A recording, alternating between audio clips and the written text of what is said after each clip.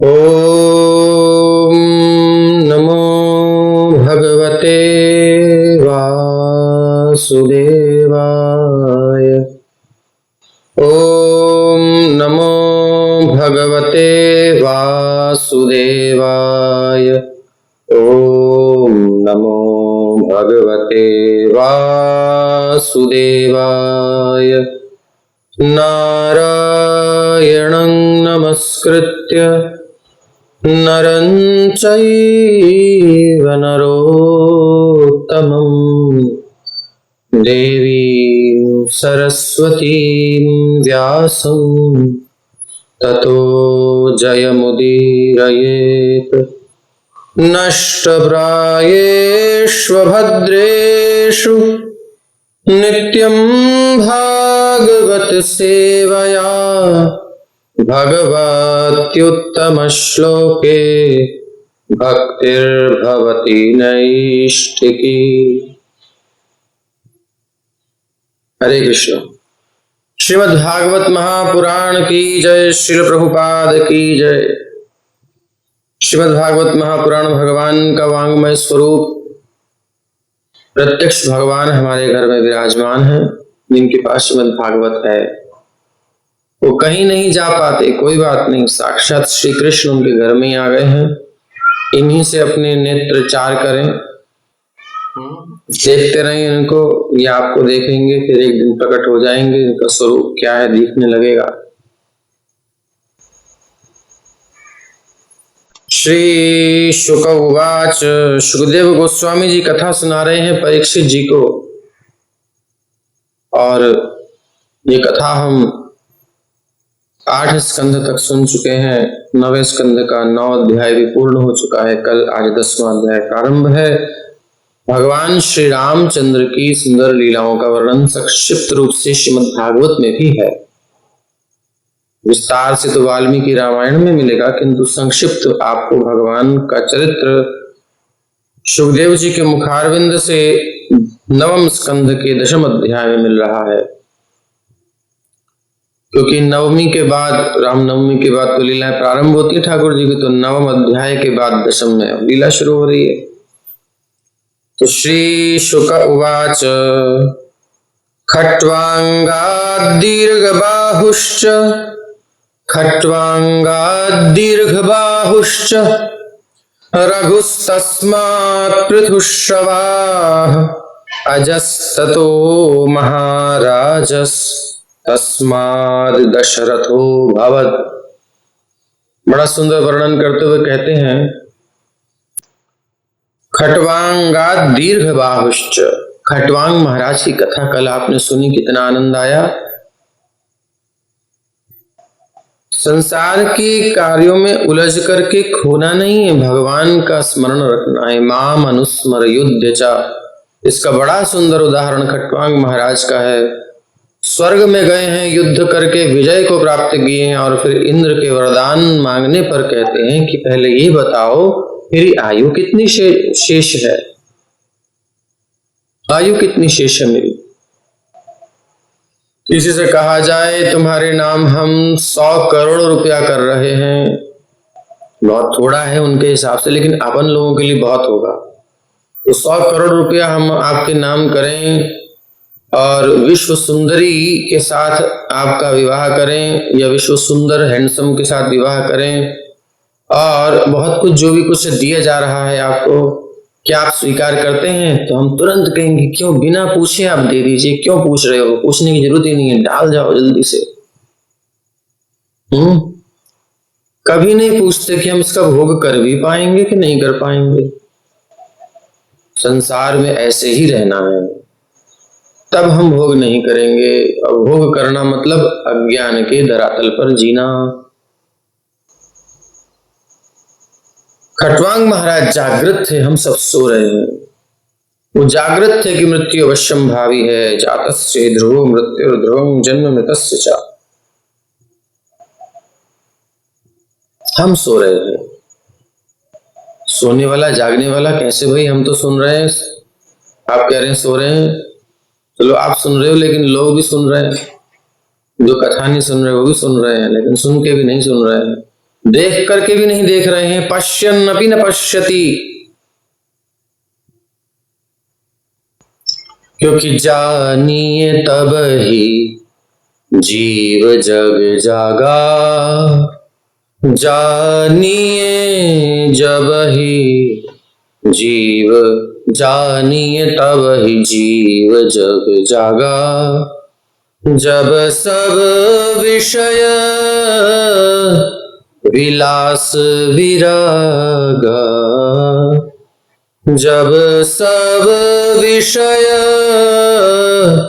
विलास विराग, जानिए तब ही जीव जग जागा। जीव को जागा हुआ तभी जानना चाहिए जब उसको विषयों से वैराग्य हो जाए।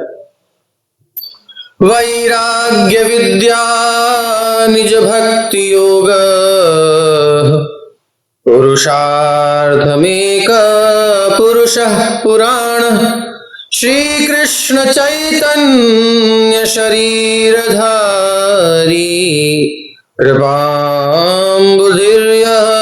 तमहं प्रपद्ये। महाप्रभु वैराग्य की शिक्षा देने ही आए हैं। वैराग्य विद्या निज भक्ति योग, शिक्षार्थ में कहा,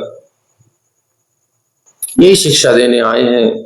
भागवत यही शिक्षा दे रही है। आप ये नहीं कह सकते कि हम इतना सब मैनेज करते हैं, कैसे विरक्त हो, सब छोड़ना पड़ेगा। कौन कहता है छोड़ना पड़ेगा?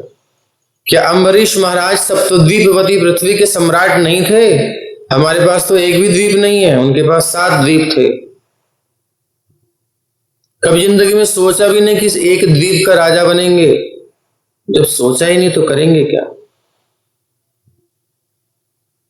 कितने भाई कितने का तो हमारा बंगला है या मकान है या फिर झोपड़िया है, जो भी है, छोटा मोटा हिसाब किताब है। कितने का है? करोड़ों का। कितने का टर्नओवर है? कुछ भी नहीं है। उनके पास जो था उसके सामने तो हमारा कहीं दिखता ही नहीं। लेकिन उस स्थिति में भी आपने अम्बरीश महाराज के चरित्र में सुना, चित्त में वो इसको बिल्कुल स्वप्नवत मानते थे। इसको मानते ही नहीं थे कि ये सब है। संपूर्ण सप्तद्वीपवती पृथ्वी का साम्राज्य उनके लिए कुछ नहीं था। ये है चेतना। उनके लिए श्री कृष्ण सब कुछ थे। यही खटवांग महाराज, जितने भी धार्मिक राजा हुए हैं हमारे, ऐसा नहीं है कि भगवान का भजन कर रहे हैं तो उनका शासन नहीं चल रहा है, कुछ काम नहीं चल रहा। ये सब वो लोग हैं जो पढ़ते नहीं है शास्त्रों को, ऐसी बातें करते हैं। पूरा युद्ध किया है महाराज, सोच नहीं सकते आप। असुरों को हराया है देवताओं के पक्ष से, मनुष्यों की तो कौन चलाए। और उस स्थिति में भी स्मरण इतना जागृत है, मां मनुस्मर युद्ध च। इसलिए कर्तव्यों की अवहेलना करने के लिए तो शास्त्र कभी नहीं कहता, निकम्मा बनने के लिए कभी नहीं कहता। न कोई चरित्र ऐसा दिखाई देता है जहां ऐसी बात दिखाई दे। हाँ, संन्यास, सन्यासी है, ब्रह्मचारी है, सन्यासी है, तो इन सब चक्करों से दूर रह करके अपना शास्त्र अध्ययन में लगा रहे, वो अलग बात है। किंतु गृहस्थ है, क्षत्रिय है, वैश्य है, शूद्र है, अपने अपने कर्म में लगा रहे और भगवान की सेवा करता रहे। भगवान का स्मरण रखे कि इदं न मम, ये मेरा नहीं है, मेरा भगवान की सेवा के लिए इसका उपयोग करना है, बस। कोई समस्या नहीं है। तो वो खटवांग महाराज जो इतने वैरागी, इतने भगवत भक्त की, उन्होंने क्या सोचते सोचते, हम तो उसको सोच सोच के बार बार स्मरण करके आनंदित होते हैं कि आते आते भी स्वर्ग से यही सोच रहे हैं, मेरे को क्या मतलब चीजों से, मेरे को तो ठाकुर प्रिय है, उनके प्यारे भक्त प्रिय है, आहा, और उन्हीं में मन लगा दिया और बिल्कुल चले गए। ये तो आदमी कैसे छोड़े, इतनी मेरी प्रॉपर्टी पड़ी हुई है, कुछ तो लगाऊं या ये सब छूट जाएगा, मैंने इतनी मेहनत से कमाया। मरते समय बड़ी कठिनाई होती है, बहुत परेशानी होती है, ये सब छूटता है यार, सब बेकार, किसी काम का नहीं, तो पहले ही काम में लगा दो। ऐसे खटवांग महाराज, उनके पुत्र हुए दीर्घ बाहु, इनकी बाहु बहुत विशाल थी, जिनकी छत्र छाया में प्रजा रह सकती थी। और उनके पुत्र विख्यात महाराज रघु हुए। रघुकुल रीत सदा चली आई, प्राण जाए पर वचन न जाई। ये आप जानते हैं, प्रसिद्ध पंक्ति है रामचरितमानस की। रघुकुल प्रसिद्ध है, यानी रघु महाराज की बड़ी महिमा है। बहुत सुंदर चरित्र है रघु महाराज का, लेकिन अभी आगे चलना है। देखिए रामचरित्र बिल्कुल, सुखदेव जी भी शरण मांगेंगे भगवान राम से, मेरी रक्षा करो रक्षा करो। अभी देखना क्यों, वो इसलिए मांगेंगे क्योंकि इतना गंभीर चरित्र है, इतना रसमय चरित्र है। इसमें अगर डुबकी लग गई तो परीक्षित को श्री कृष्ण चरित्र नहीं सुना पाऊंगा, इसलिए प्रार्थना कर रहे हैं। आगे करेंगे। बोल रहे हैं कि उनके वंश में खटवांग के वंश में उनके आगे पुत्र हुए दीर्घबाहु, उनके पुत्र हुए विख्यात महाराज रघु। बोले महाराज रघु की जय। ऐसे ऐसे सुंदर परंपरा है। महाराज रघु से कौन उत्पन्न हुए? अज उत्पन्न हुए, और अज से हुए महापुरुष महाराज दशरथ उत्पन्न हुए। तस्यापि भगवानेश साक्षात् ब्रह्ममयो हरिः, अंशांशेन चतुर्धागात् पुत्रत्वं प्रार्थितः सुरैः। राम लक्ष्मण भरत शत्रुघ्न इति संज्ञया। देवताओं द्वारा प्रार्थना करने पर परम सत्य पूर्ण पुरुषोत्तम भगवान अपने अंश तथा अंशों के भी अंश के साथ साक्षात प्रकट हुए। साक्षात भगवान प्रकट हुए। क्या नाम है उनके? पावन नाम है श्री राम, लक्ष्मण, श्री भरत, श्री शत्रुघ्न। बोले चारों भैया की जय। ये सुविख्यात अवतार महाराज दशरथ के पुत्रों के रूप में 4 स्वरूपों में प्रकट हुए हैं। ये भगवान का पूरा चतुर्व्यूह है, इस रूप में प्रकट हुआ है। संकर्षण, प्रद्युम्न, अनिरुद्ध, वासुदेव आदि।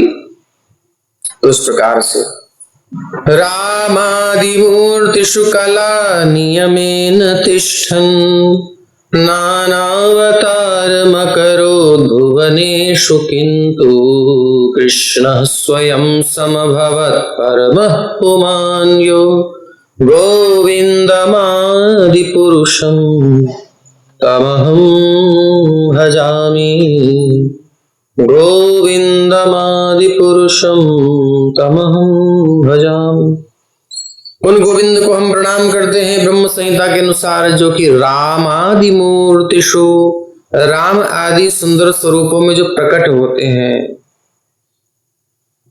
यहाँ मूर्ति शब्द का उपयोग हुआ है। तो मूर्ति का मतलब ये नहीं कि स्टैचू बना के रख दिया, यहाँ मूर्तिषु भगवान के अवतार के बारे में मूर्ति कहा गया है।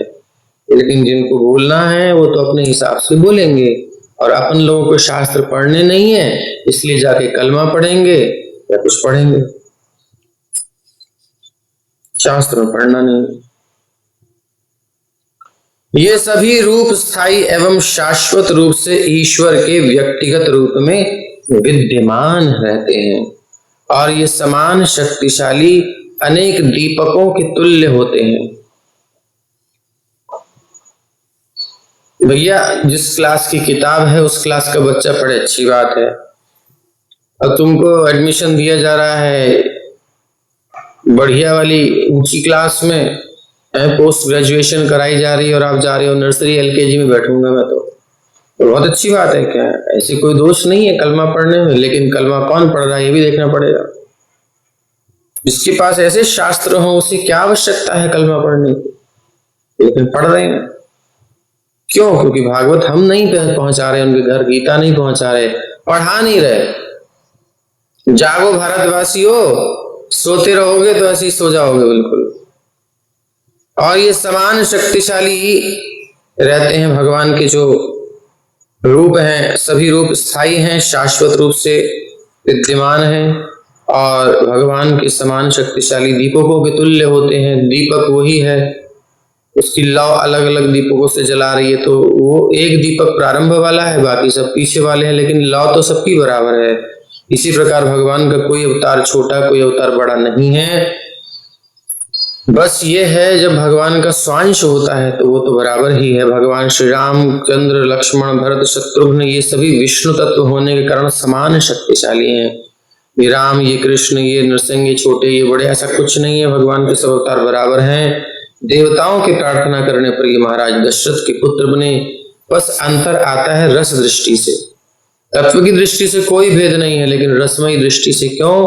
क्योंकि एक स्वरूप में कोई लीला करते हैं, एक स्वरूप में कोई लीला करते हैं, एक स्वरूप में मर्यादा का पालन करते हैं, एक स्वरूप में बिल्कुल खुल करके आते हैं सामने कि मैं भगवान हूं, मेरे पर कोई प्रकृति का नियम काम नहीं करता इस रूप में। तो इसलिए ऐसा कहते हैं कि चंद्रमा जिस प्रकार से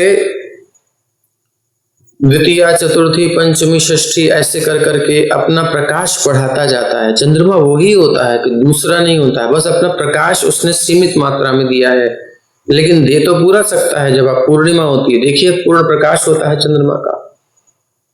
इसी प्रकार से भगवान के कई अवतार होते हैं, तत्वतः सब एक ही हैं, किंतु उनका प्रकाश अलग अलग भांति होता है। लेकिन जब श्री कृष्ण चंद्र के रूप में भगवान आते हैं तो पूर्ण प्रकाशित होकर के आते हैं, अर्थात अब मर्यादा में भी नहीं रहेंगे। यदि कोई टिट करता है तो टैट करेंगे, टिट फॉर टैट।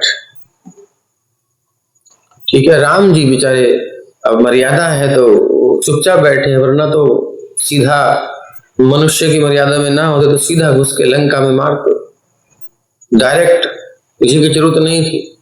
भगवान श्री कृष्ण के गुरुपुत्र का किसी राक्षस ने समुद्र में कोई ले गया होगा और मर गया। मरे पुत्र को बुला रही है मैया गुरु माता दक्षिणा के रूप में, सुना है आप भगवान है, मेरे पुत्र को ला दो। भगवान ने भी ला देंगे, जहां होगा वहां से लेके आएंगे, क्योंकि रिवर्स गियर डालना आता है इनको, हम नहीं कर सकते, वो डाल लेते हैं।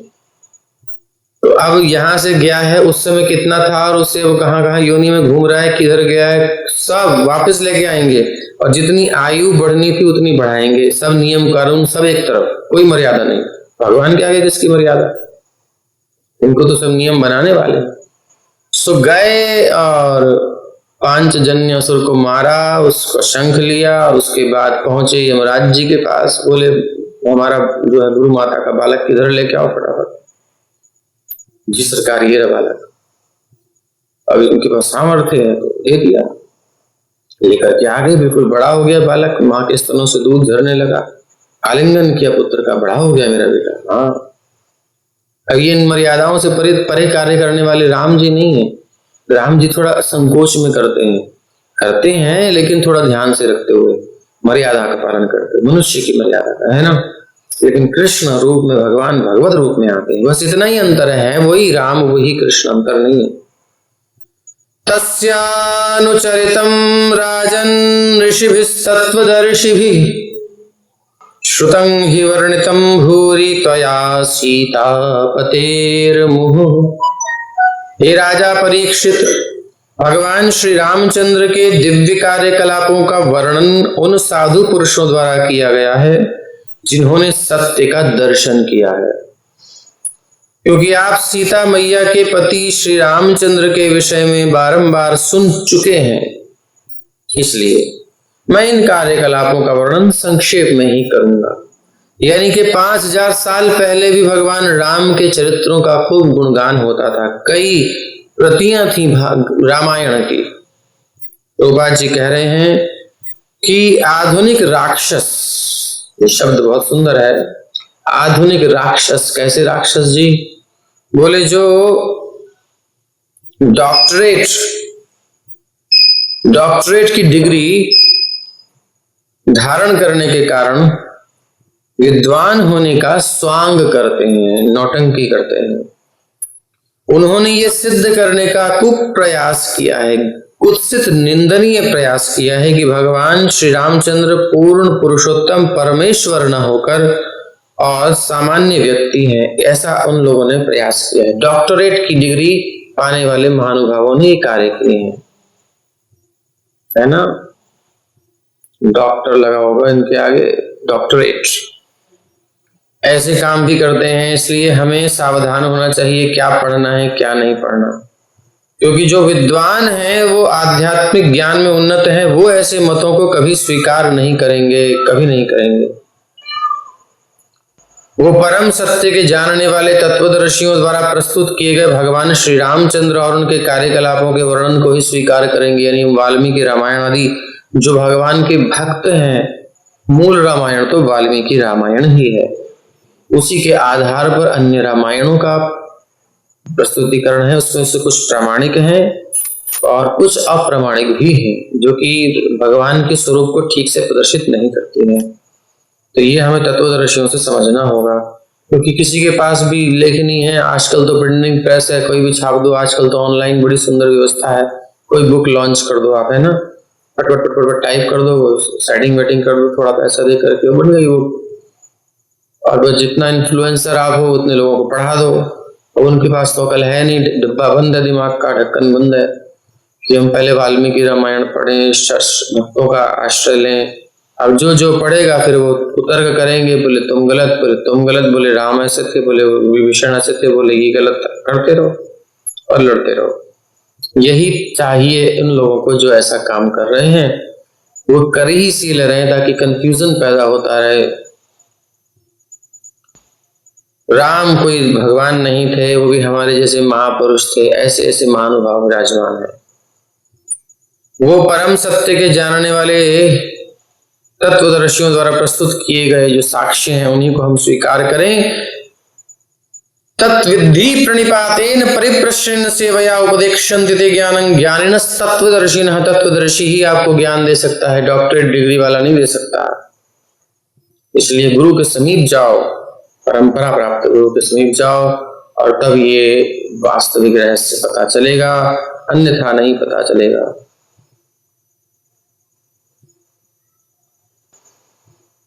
जब तक कोई तत्वदर्शी नहीं हो ना, भगवान को तत्व से नहीं जानता हो, तब तक वो भगवान के कार्यकलापों का वर्णन कर ही नहीं सकता। तो इस बारे में अगर हम प्रश्न करें कि भाई हम कैसे कर रहे हैं, हम कैसे वर्णन कर रहे हैं, तो हम थोड़ी कर रहे हैं। टोपा जी से पूछा किसी ने कि आप में हम कैसे विश्वास करें। टोपा जी कहते हैं मैं परफेक्ट नहीं हूं, नो प्रॉब्लम, लेकिन जो चीज मैं दे रहा हूं वो परफेक्ट सोर्स से आ रही है, एज इट इज दे रहा हूं, इसलिए तुम उस संदेश पर विश्वास करो। मेरी परफेक्टनेस से कोई फर्क नहीं पड़ता, मेरा केवल इतना काम है कि मैं उसको एज इट इज आगे भेज दूं। एक अनपढ़ डाकिया भी हो सकता है, अब तो खैर पढ़े लिखे होते, लेकिन पहले इतनी जरूरत नहीं थी, भैया इधर से लेना है, इधर देना है। संदेश से मतलब है ना आपको, वो कैसा है, ड्रेस में आया है कि नहीं आया है, बूढ़ा है कि जवान है, कुछ पढ़ा लिखा है कि नहीं पढ़ा लिखा है, इससे कोई फर्क नहीं पड़ता है। आपको संदेश लेना है, आपका डाकिये ने आकर के पत्र या आपका संदेश आपको दे दिया आपको, बस काम बन गया।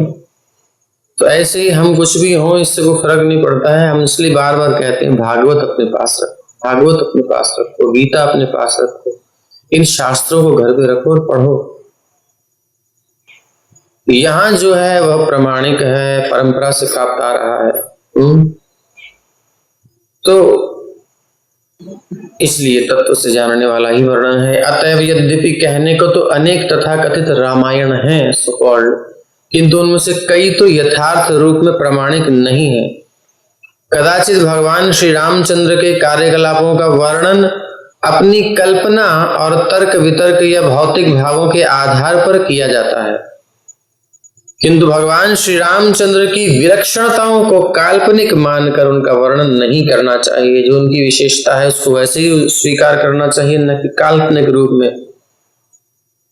भगवान श्री रामचंद्र के इतिहास का वर्णन करते समय श्री सुखदेव गोस्वामी ने महाराज परीक्षित को बताया कि आपने भगवान श्री रामचंद्र के कार्यकलापों के विषय में पहले से ही सुन रखा है, मतलब 5000 साल पहले भी अनेक रामायणें, अनेक कथाएं प्रचलित थीं, लेकिन हमें केवल तत्वदर्शियों द्वारा लिखित कथाओं को चुनना चाहिए।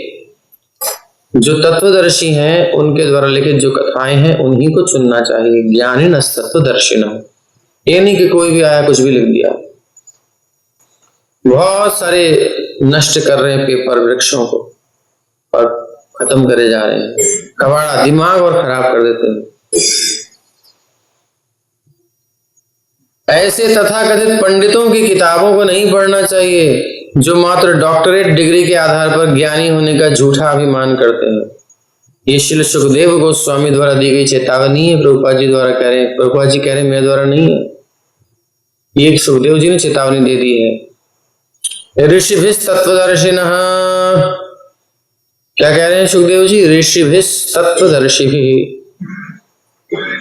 यद्यपि वाल्मीकि रचित रामायण एक बृहद ग्रंथ है, किंतु इन्हीं कार्यकलापों को श्री सुखदेव गोस्वामी ने थोड़े से श्लोकों में सार रूप में प्रस्तुत किया है। कल हमने गाए हैं ये श्लोक, थोड़ा टेस्ट किया था लाइव का, लेकिन वो इंटरफेस फिर काम नहीं कर रहा है। बड़ा आनंद आया गाने में, सुनिएगा कल। ऐसी मौज में गाए थे। तो गुरुवर्थे त्यक्त राज्यो व्यचरदनुवनम पद्मपद्भ्याम प्रियायाः पाणिस्पर्शाक्षमाभ्याम मृदतपथरुजो यो हरीन्द्रानुजाभ्याम वैरूप्याच्छूर्पणख्याः प्रियविरहरुषारोपितभ्रूविजृम्भतस्ताब्धिर्बद्धसेतुः खलदवदहनः कोसलेन्द्रो वतान्नः, कोसलेन्द्रो वतान्नः, कोसलेन्द्रो अवतान्नः। कौशल के इंद्र यानी राजा हैं कौशलेंद्र, वो हमारी रक्षा करें। अरे महाराज आप कथा सुना रहे हैं, कौन सा आपके यहाँ से संकट आ गया जो रक्षा की प्रार्थना कर रहे? बोले हम राम चरित्र में प्रवेश कर रहे हैं, तो कहीं इसमें डुबकी लग गई तो समाधि लग गई तो परीक्षित को अगली कथा नहीं सुना पाए। तो मेरी रक्षा करें श्री रघुवर, आपके चरित्र का स्पर्श करके संक्षेप में मैं निकल सकूं। अपने पिता के वचनों को अक्षत करते हुए, अक्षत मतलब क्षत होता है जो टूट गया हो, खंडित हो गया हो। आ मतलब अक्षत जो खंडित नहीं है। अक्षत कहते हैं ना, जब पंडित जी कहते हैं अक्षत, अर्थात चावल के दो दाने, धान के वो कण जो टूटे हुए नहीं है, साबुत में। तो अपने पिता के वचनों को अक्षत रखते हुए, न तोड़ते हुए, यानी उनकी वचन का पालन हो, ऐसी भावना से पिता के वचनों को अक्षत रखने के लिए भगवान श्री रामचंद्र ने तुरंत राजपद त्याग दिया और अपनी पत्नी सीता देवी के साथ एक जंगल से दूसरे जंगल में अपने उन चरण कमलों से भ्रमण करते रहे जो इतने कोमल हैं कि वो सिया जी की हथेलियों का स्पर्श भी सहन नहीं कर पाते थे। अब सीता जी के चरण कमलों की बात तो छोड़ो, हस्त कमलों की बात करते हैं। लेकिन हस्त कमल देखो स्वाभाविक है, चरण जो होते हैं वो हस्त से कठोर ही होते हैं। आप मानते हैं इस बात को कि नहीं? क्योंकि आदमी पैरों की उतनी केयर कदाचित नहीं करता जितनी हाथों का ध्यान रखता है, नहीं? तो सियाजू जब आई अयोध्या में तो एक संत वर्णन करते हैं कि कौशल्या जी ने कमल का पराग होता है ना, पराग बड़ा कोमल, वो पराग बिछवाया था। देखा जब इनको पालकी में तो तुरंत आज्ञा करी, भाई ये भूमि पर चरण नहीं रख पाएंगी, इतने कोमल है। पराग की व्यवस्था करी, अंदर जहां जाना है व्यवस्था है, कर सकते हैं। तो अब जो है सिया जब उस पर चल रही हैं तो चलते चलते थोड़ी सी उनको लग रहा है कि कुछ कष्ट है। कौशल्या जी पूछती हैं, बिटिया क्या कष्ट है? ये पीला पीला क्या है, थोड़ा सा गड़ रहा है, बताइए। जिनका इतना कोमल चरण है, ये संतों के भाव हैं और भावग्राही जनार्दन है, बहुत कोमल है। और सुखदेव जी जो बात बोल रहे हैं वो प्रामाणिक है। तो मैं बताने का प्रयास कर रहा हूं, जिनके चरण इतने कोमल, इनके हस्तकमल कितने कोमल होंगे। और फिर जब हस्तकमल इतने कोमल है तो उनको सहन न कर सकने वाले श्री राघवेंद्र के चरण कितने कोमल होंगे। सो ऐसे कोमल राघवेंद्र हैं। भगवान कोमल से भी कोमल है और वज्र से भी कठोर है, पुष्प से भी कोमल है। कुसुमादपि वज्रादपि, दोनों चीजें हैं। क्योंकि ये कोई शरीर नहीं है, हड्डी मांस का, रक्त कफ वात पित्त का। भगवान का श्री विग्रह सच्चिदानंदमय है, सच्चिदानंद रूपाय, ये हम सुन चुके हैं, जानते हैं। तो भावग्राही जनार्दन ये यथा मां प्रपद्यन्ते तांस्तथैव भजाम्यहम्। जो जिस भाव से मेरे पास आता है उसे वैसा ही स्वरूप दिखाई देता है मेरा। ये रहस्य है। इसलिए ऐसा नहीं है जैसा हमें अनुभव हो रहा है वैसा दूसरे को भी होगा, नहीं, ऐसा नहीं है। सबकी अनुभूति अलग होगी उसकी भावना के अनुसार। एक साथ भगवान सबकी भावनाओं की केयर करते हैं। तो अब ये जो है, ये फैक्ट है, भगवान अत्यंत कोमल हैं, लेकिन कठोर से कठोर भी होते हैं। जब चाणूर मुष्टिक जैसे पहुंचते हैं, जब शल तोशल जैसे पहुंचते हैं। भगवान राम के सामने जब रावण पहुंचता है तो उसका अलग स्वरूप दिखाई देता है उसको। मेघनाथ को लक्ष्मण का राम का अलग स्वरूप दिखाई देता है। और कोई भक्त पहुंचता है तो बड़ा चिंता होती है।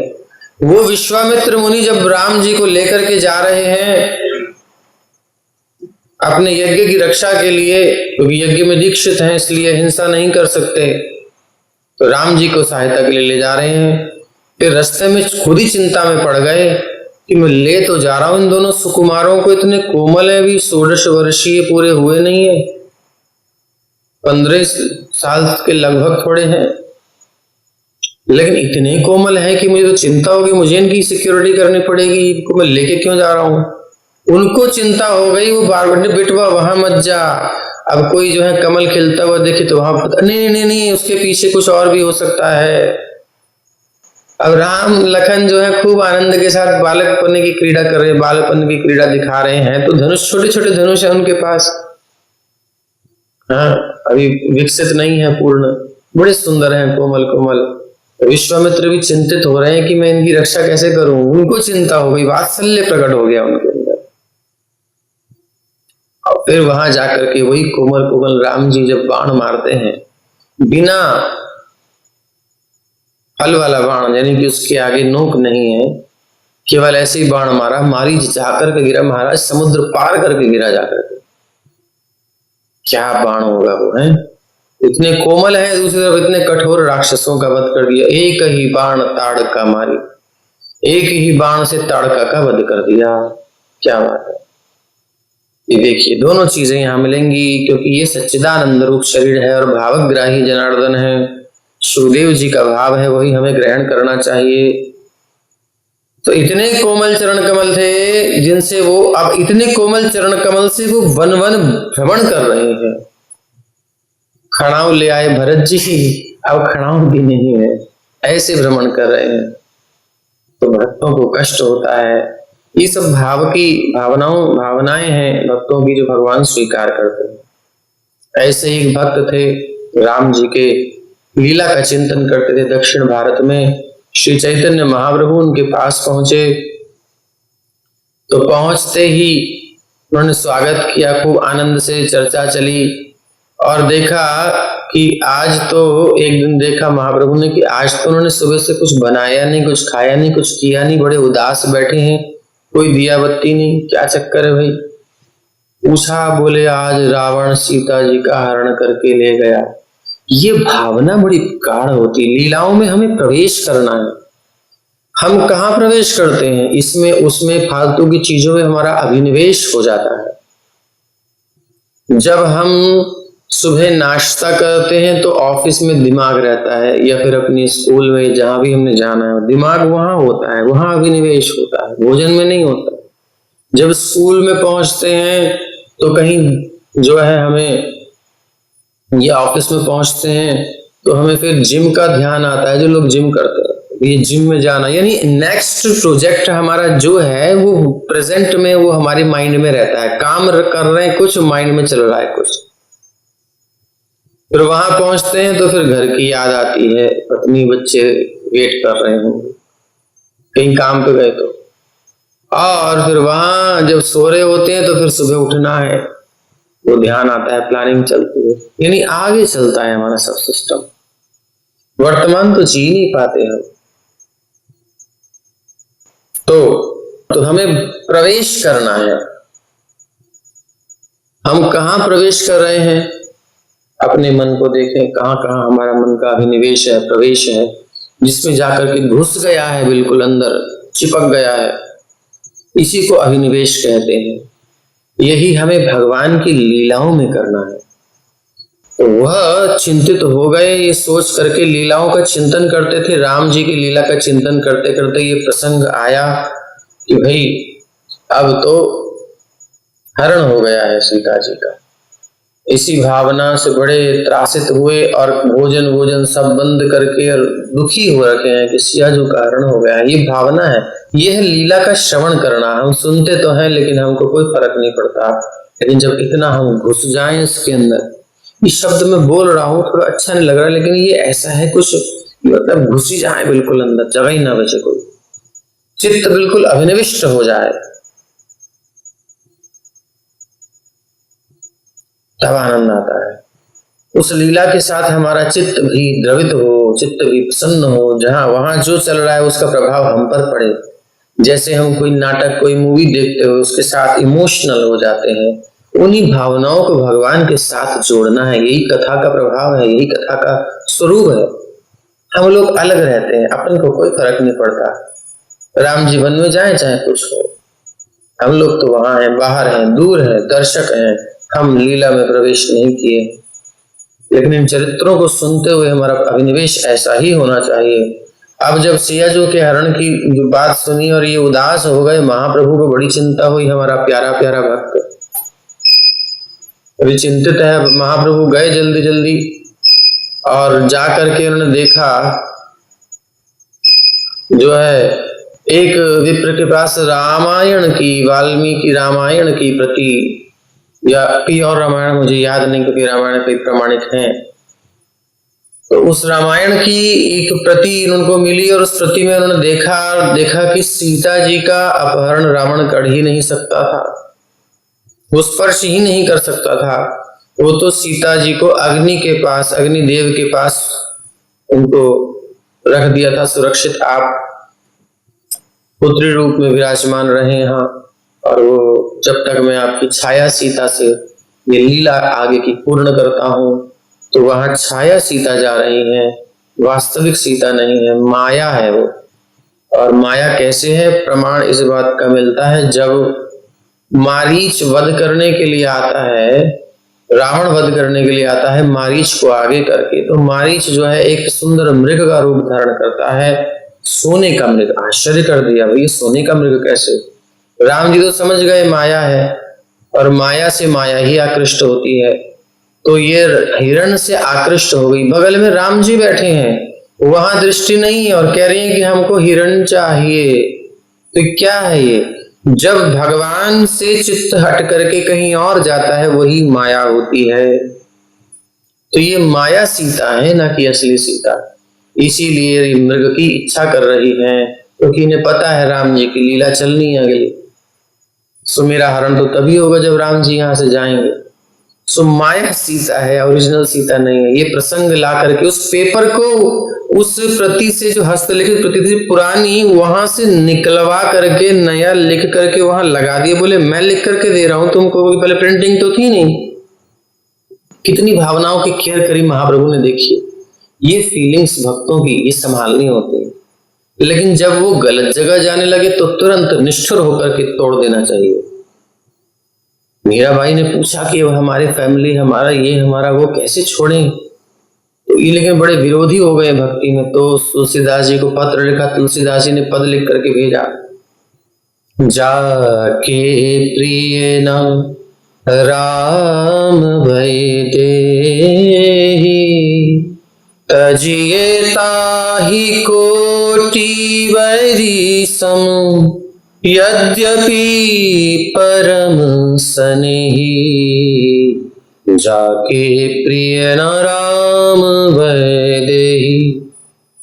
जिसको राम और वैदेही जानकी जी प्रिय नहीं है, उसको तजिए ताहि कोटि बैरी सम। वो कृष्ण आराधिका हैं, ये राम जी के आराधक हैं। तो ये अपनी भाषा में बोल रहे हैं, लेकिन वो भी जानते हैं कि मेरे राघवेंद्र, मेरे ये हमारे कृष्ण एक ही हैं। सो सिद्धांत तो वही है, चाहे राम जी की उपासना हो, कृष्ण की उपासना हो, नृसिंह की, कूर्म की, वराह की, वामन की, जो करो, सिद्धांत तो वही है। उसको क्या करना चाहिए? तजिए ताहि कोटि बैरी सम, करोड़ों दुश्मनों के समान उसको त्याग देना चाहिए। बोले कैसी भी परिस्थिति? बोले हाँ, यद्यपि परम स्नेही, यद्यपि बहुत स्नेही हो, बिल्कुल बिल्कुल क्लोज हो, दिल का जिगर का टुकड़ा हो, लेकिन अगर भगवान का विद्रोही है तो त्याग दो उसको, बैरी के समान, करोड़ों बैरियों के समान। वहां उसकी भावना की केयर करने की जरूरत नहीं है। तो तजिए ताहि कोटि बैरी सम, यद्यपि परम स्नेही। तो यहाँ इतनी केयर कर रहे हैं महाप्रभु भावनाओं की, क्योंकि भक्त हैं। सो उस प्रति में से इस पुराने पन्ने को निकलवा करके नया पन्ना लिखित रूप से वहां लगवा करके और वो लेकर के आए, ताकि इस विप्र को संतोष हो जाए कि सियाजू का अपहरण नहीं हुआ। ये ऐसे चिंतन कर रहे थे और उस भावना में इनको आगे बढ़ ही नहीं पाए। इनके पास प्रति नहीं होगी क्योंकि प्रतियों की अभाव था, लेकिन चरित्र श्रवण करके भी हम धारण कर सकते हैं, उसका चिंतन कर सकते हैं। कभी बैठे हैं हम, हमें तो फुर्सत ही नहीं है, किचन से फुर्सत नहीं है, चिक चिक से, किच किच से, किट किट से फुर्सत ही नहीं है। अभी सबके अलग अलग अर्थ है, वो आप अपने आप समझो। हम बिजी हैं बहुत, भगवान का चिंतन करने का समय ही नहीं है। कभी हम ये नहीं सोचते कि हम भगवान की लीला का श्रवण किए हैं और इसको एक दो बार श्रवण करके थोड़ा सा बैठे एकांत में, उसका स्मरण करें, क्या क्या सुना था, मन में घुमाएं, उसके बाद क्या हुआ था, उसके बाद क्या हुआ था, उसमें डेप्थ क्या है। खटवांग महाराज की चर्चा चलने के बाद क्या हमारे मन में घूमी? नहीं घूमी तो बेकार है, फिर अधूरा है श्रवण, पूरा नहीं है। श्रवणम मननम निधिध्यासनम, श्रवण के बाद मनन जरूरी है, मनन के बाद निधिध्यासन जरूरी है, तब श्रवण पूर्ण होता है।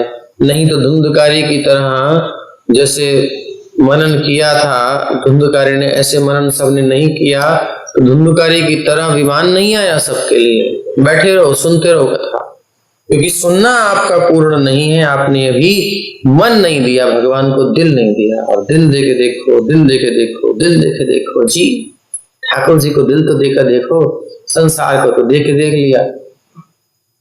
देना पड़ेगा भाई, ये सब भावनाओं को अर्पित करना पड़ेगा भगवान को, नहीं तो माया कहीं ना कहीं लगाएगी। बेल को यदि कोई वृक्ष दिया नहीं जाएगा, कोई आधार दिया नहीं जाएगा, तो जो आसपास पड़ा होगा ना झाड़ जंकाड़, उसी को लिपट जाएगी जाकर के।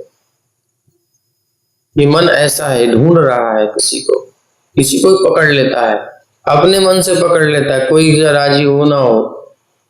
अब हम राजी हैं, वो सब सही है, जबरदस्ती है। इसलिए भगवान को दे दो इस मन को, नहीं तो फटाफट कहीं ना कहीं चिपक जाएगा। और जो चिपका हुआ है वहां से खींच लो, क्योंकि भगवान का भक्त नहीं है इसलिए। तो ये भावनाएं, राजा कुलशेखर का चरित्र आप सुन चुके हैं, जानते हैं। राजा कुलशेखर भगवान राम की लीलाओं का श्रवण कर रहे हैं, और जब कुलशेखर ने ये बात सुनी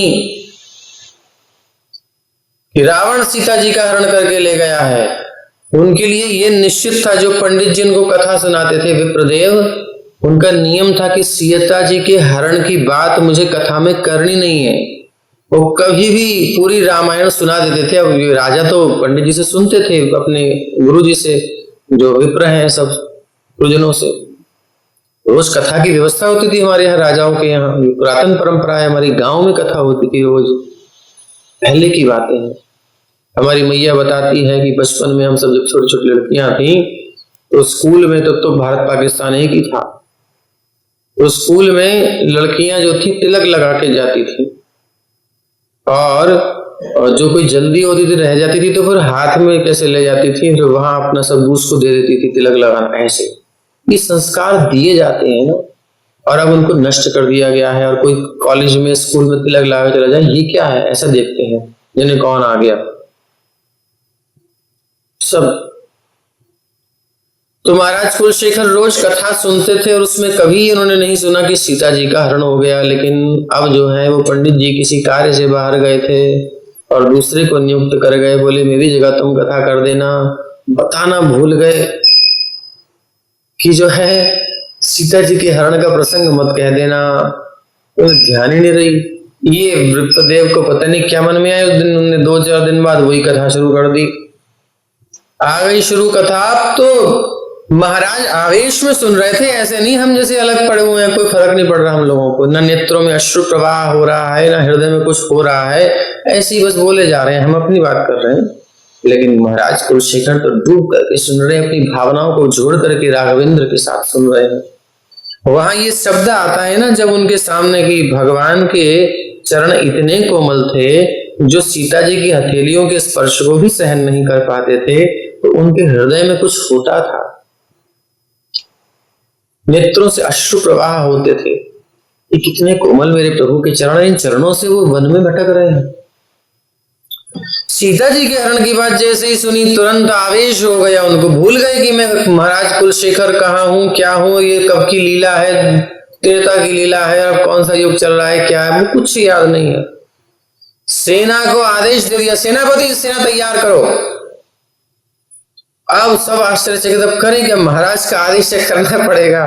आदेश पूरा हुआ, सेना बिल्कुल चतुरंगिनी सेना तैयार हो गई, आक्रमण के लिए तैयार। महाराज आवेश में जा रहे हैं आक्रमण करते हुए, घुड़सवार घोड़े पर दौड़ रहे हैं, रथी रथी पर दौड़ रहे हैं, पैदल अपनी सेना चल रही है। सेना बिल्कुल लाव लश्कर के साथ पूरा चल दी और समुद्र में प्रवेश कर गए। लंका जाना है भैया, घुस गए समुद्र में। ये बुद्धि नहीं है इनके पास, ये आवेश है, ये भसन का। उन्हें केवल राम दिखाई दे रहे हैं, सीता जी दिखाई दे रही है, मुझे उनको बचाना है। जटायु भी चला गया, मैं भी मर जाऊंगा, लेकिन मैं बचाना है। सारी सेना को लेकर समुद्र में उतर गए। वो तो भगवान राम और जानकी जी प्रकट हुए, बोले सब लीला पूरी होगी, हम आ गए चलो। तब वापस आए बेचारे। तो ऐसा कोई अभिनिवेश कर दे तो भगवान प्रकट हो जाए ना उसी समय। लेकिन हमारा हृदय कैसा है, तदश्म सारम हृदयम मतेदम। द्वितीय स्कंध में इस बात को बता दिया गया कि तदश्म सारम हृदयम मतेदम। ये हृदय हमारा वज्र से भी कठोर है, इसे कोई प्रभाव नहीं पड़ता। थोड़ा सा संसार में इधर उधर हो जाए तो जान निकल जाती है, लेकिन ठाकुर जी की लीला में कोई स्पर्श नहीं है मन। व्यर्थ है जीवन हमारा, पत्थर है हृदय हमारा। तो जहां भावनाएं जुड़नी चाहिए वहां नहीं जुड़ रही। तो ये स्वरूप है भगवान का। ऐसे सुंदर चरणों से भगवान वन भ्रमण कर रहे हैं। श्री भगवान के साथ कौन है, उनके अनुज लक्ष्मण है, वानरों के राजा हनुमान है, या फिर सुग्रीव है, दोनों हैं। तो ये दोनों जंगल में भ्रमण करते हुए श्री राम लक्ष्मण की थकान मिटाने में सहायक बनते थे। जब जब सेवा की आवश्यकता, हनुमान जी तो हमेशा तैयार है ना। पहले सुग्रीव हनुमान बढ़िया से, ये दोनों जंगल में भ्रमण करते हुए श्री राम लक्ष्मण की थकान मिटाने में सहायक बने। शूर्पणखा आई सो उसकी नाक कान कटवा दिए, उसे कुरूप बना करके श्री भगवान सीता देवी से बिछुड़ गए। बड़े संक्षेप में बोल रहे हैं, वो प्रसंग विस्तार से अब नहीं ही करना है, क्योंकि फिर वो अलग ही प्रसंग है फिर सब। तो जो सुखदेव जी संक्षेप में जा रहे हैं, हमारा भी मन तो कर रहा है कि सब में जाओ, बड़ा सुंदर है। यही तो सोचिए सुखदेव जी की क्या स्थिति होगी उस समय। इसीलिए उन्होंने भगवान की शरणागति ले ली, प्रभु मेरी रक्षा करो। ये चरित्र में मैं प्रवेश कर जाऊंगा, नहीं निकल सकता। 7 दिन है, परीक्षित के पास ज्यादा समय नहीं है, फिर नैया बह जाएगी पूरी, तो बेचारा रह जाएगा। तो संक्षेप में बहुत बड़ी बात है। ये जो 7 दिन में कथा करते हैं ना, इनको हम प्रणाम करते हैं महानुभावों को। कैसे निकल लेते हैं 7 दिन में, छू करके। हम जब भी करे हैं 2-3 बार, सारा तो हम नहीं करते हैं लेकिन फिर भी कभी कभार करना पड़ जाता है, तो देखा है कि मतलब ऐसा लगता है कि बिल्कुल तृप्ति नहीं हुई कथा करके। 7 दिन हमने 4-4 घंटे या 8-8 घंटे भी कथा करी, लेकिन वो नहीं लगता कि हाँ हम कुछ कर पाए। ये हमेशा रहता था मन में, कब पूरा करेंगे। सो भगवान की कृपा हुई और लॉकडाउन हुआ और हम यहाँ बंद हुए और विनोद जी ने प्रारंभ करवाया ऑनलाइन कीजिए प्रभु जी। फिर आप सब आए, सहयोग किया श्रोताओं ने। कुछ हमारे 4-5 पुराने श्रोता हैं, तब से हैं। पूरी गीता भी पढ़ी हमसे। फिर उसके बाद 13वें अध्याय में हमने अरुणचरण प्रभु जी को दे दिया था। फिर उसके बाद तो वो सब आए हैं बड़ा आनंद से। तो ये अब पूर्ण होने वाला है। अब आनंद आ रहा है कि हाँ कुछ तो हो रहा है। अभी भी तृप्ति तो नहीं है उतनी, लेकिन हाँ पहले से बहुत अच्छा है। कम से कम ये है कि जितना बोलना चाहते हैं एक श्लोक के ऊपर उतना बोल पाए। लेकिन अब ये रामचरित्र ये कह रहा है कि तू कहाँ जा रहा है, यहीं रुक। अगर हम तो सुखदेव जी के साथ चलेंगे, हम कुछ नहीं बोल रहे हैं। हम ना ये कह रहे हैं कि हम जाएंगे, ना हम ये कह रहे हैं कि रुकेंगे। अब जो लिखा है वही बोलेंगे। तो इधर गए या उधर गए तो बस। तो ये दोनों जंगल में भ्रमण करते हुए आनंद पूर्वक तो क्या भगवान सीता जी के विरह का अभिनय कर रहे हैं, क्योंकि सीता जी तो उनके साथ ही हैं, कभी अलग नहीं होती शक्ति, लेकिन ये अभिनय कर रहे हैं। तो इसलिए शिव जी कहते हैं जय सच्चिदानंद। आपको तो याद ही है, सती उनके साथ जा रही हैं और भगवान रोते हुए जा रहे हैं, हा सीते, हा सीते। बड़ा सुंदर अभिनय कर रहे हैं और शिव जी मुस्कुरा कर कहते हैं जय सच्चिदानंद, प्रणाम है आपकी लीला को। और वृक्षों से पूछ रहे हैं। सती मोहित हो गई, कैसा सच्चिदानंद कह रहे हैं, रो रहे हैं अपनी पत्नी के लिए, सच्चिदानंद कह रहे हैं। तो खैर वो लीला अलग है। तो शूर्पणखा की नाक और कान काट कर उसे क्रूर बनाकर श्री भगवान सीता देवी से बिछुड़ गए।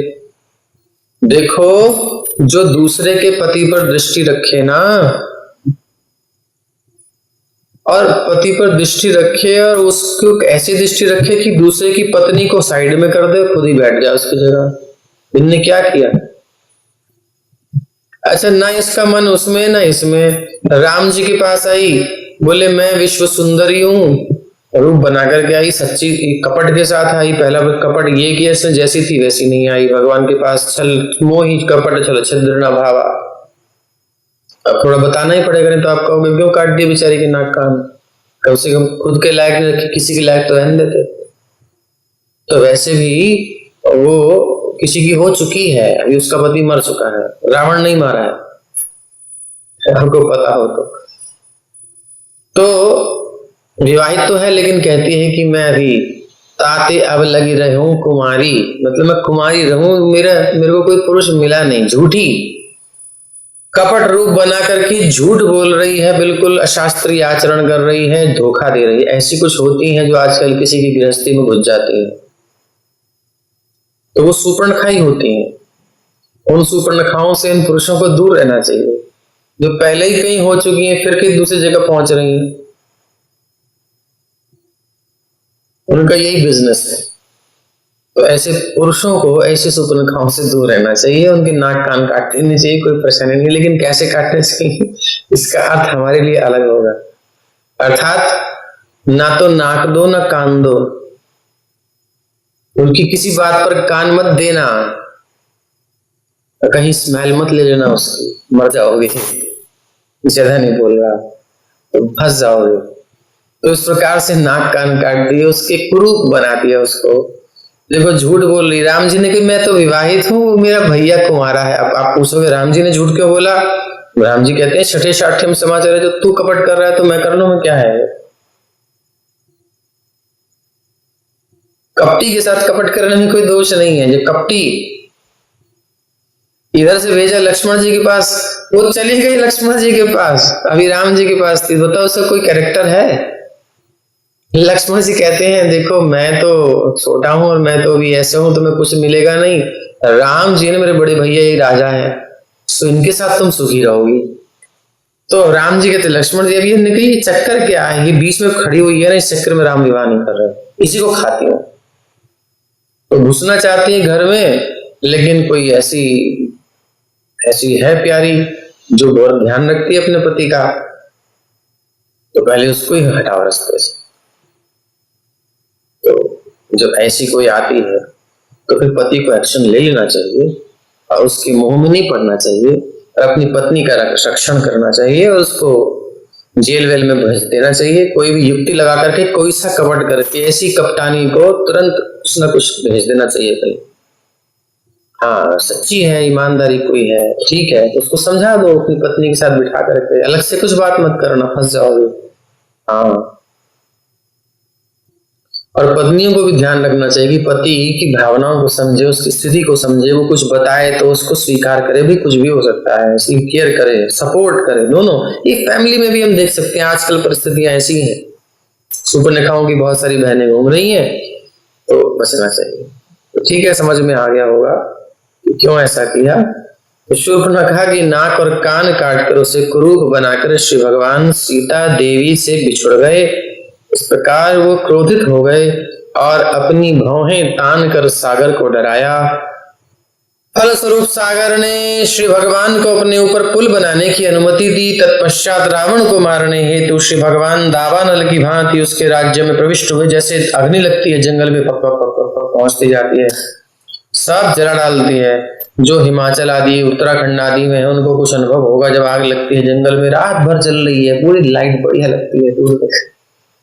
तो ऐसी रावण की जब लंका चलती है, क्या आनंद आता है। तो वहां दावानल की भांति भगवान प्रविष्ट हो गए सेना के समेत। जैसे सेना है आग की लपटें और रावण की लंका है वो जंगल जहां आग लग रही है। तो इस प्रकार से जैसे वृक्ष गिर जाते हैं, धराशाही हो जाते हैं, और उसी प्रकार से सारे अस्त्र शस्त्र धारण किए असुर बार बार कट कट कर गिर रहे हैं, मर रहे हैं, नष्ट हो रहे हैं। ऐसे भगवान श्री रामचंद्र हम सबकी रक्षा करें ताकि हम उनके चरित्र को संक्षेप में लेकर चल पाए। विश्वामित्राध्वरे येन मारीचाद्या निशाचराः पश्यतु लक्ष्मणस्यैव हता नैरृतपुंगवाः। अयोध्या नरेश भगवान श्री रामचंद्र ने विश्वामित्र द्वारा संपन्न किए गए यज्ञ के प्रक्षेत्र में अनेक राक्षसों तथा असभ्य जनों का वध किया, जो तमोगुणों से प्रभावित होकर रात में विचरण करते थे। रात में विचरण करने का मतलब सही उद्देश्य नहीं है बच्चे का, या तो चोर है, या अपहरण करता है, या गड़बड़ करता है। रात में सब दिमाग आदमी के क्या करते हैं, क्या काम उसको याद आता है।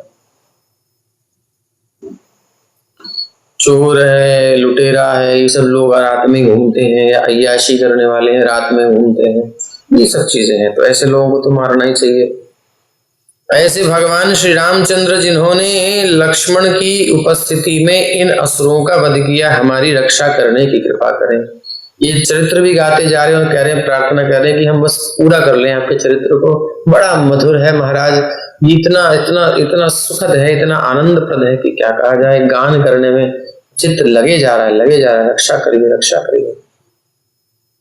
यो लोकवीर समितौ धनुरैशमुग्रम् सीता स्वयंवर गृहे त्रिशतोपनीतम् आदाय बालगजलील इवेक्षुयष्टिम् सज्जीकृतं नृप विकृष्य बभंज मध्ये। हे राजन, भगवान श्री रामचंद्र की लीलाएं हाथी के किसी बच्चे की लीलाओं के समान अत्यंत अद्भुत थीं। गज का उदाहरण क्यों लिया? इसलिए लिया क्योंकि हाथी छोटा सा भी होता है, बड़ा बलशाली होता है ना, और बड़ा मस्ती से उसकी चाल मस्तानी होती है। ऐसी राघवेंद्र की चाल बड़ी। भगवान राम को किसी से भय ही नहीं है। अब भगवान भी भय करेंगे तो फिर दूसरों का भय कैसे दूर होगा। इसीलिए बड़ी मस्त चाल है उनकी, इसलिए तुलना कर रहे हैं बल के कारण और मस्त चाल के कारण, निर्भयता के कारण। उस सभा में जहां सीता देवी को अपने पति का चुनाव करना था, श्री रामचंद्र ने इस संसार के वीरों के सब वीरों के संसार भर के बीच में और शिव के धनुष को तोड़ दिया। धनुष को तोड़ दिया, बिल्कुल तोड़ दिया, बीच में से तोड़ दिया। बहुत कठिन काम था लेकिन कर दिया। और कह रहे हैं जित्वानुरूप गुणशील वयोंग रूपां सीताभिधां श्रियमुरस्यभिलब्धमानां मार्गे व्रजन् भृगुपतिर्व्यनयत् प्ररूढं दर्पं महीमकृत यस्त्रिरराजबीजाम्। ये धनुष कितना भारी था जिसे तोड़ा? महाराज बोले ये इतना भारी था कि इसे 300 व्यक्ति उठा करके लाए थे उस समय के, अब के नहीं। अब के तो दम ही नहीं है उनके हाथ में। लेकिन भगवान श्री रामचंद्र ने इसे मोड़कर प्रत्यंचा चढ़ाई और उस समय के बलशाली भगवान ने उसे वाम हस्त से उठा करके करेण वामेन लीलया, वाएं हाथ से लीला पूर्वक, यही भगवान कृष्ण रूप में भी अवतार में जो है रूप में लीला की है। शिव धनुष वहां भी तोड़ा है, यहां भी तोड़ा है। अहंकार तोड़ना बहुत जरूरी है, जब तक टूटेगा नहीं काम नहीं बनेगा।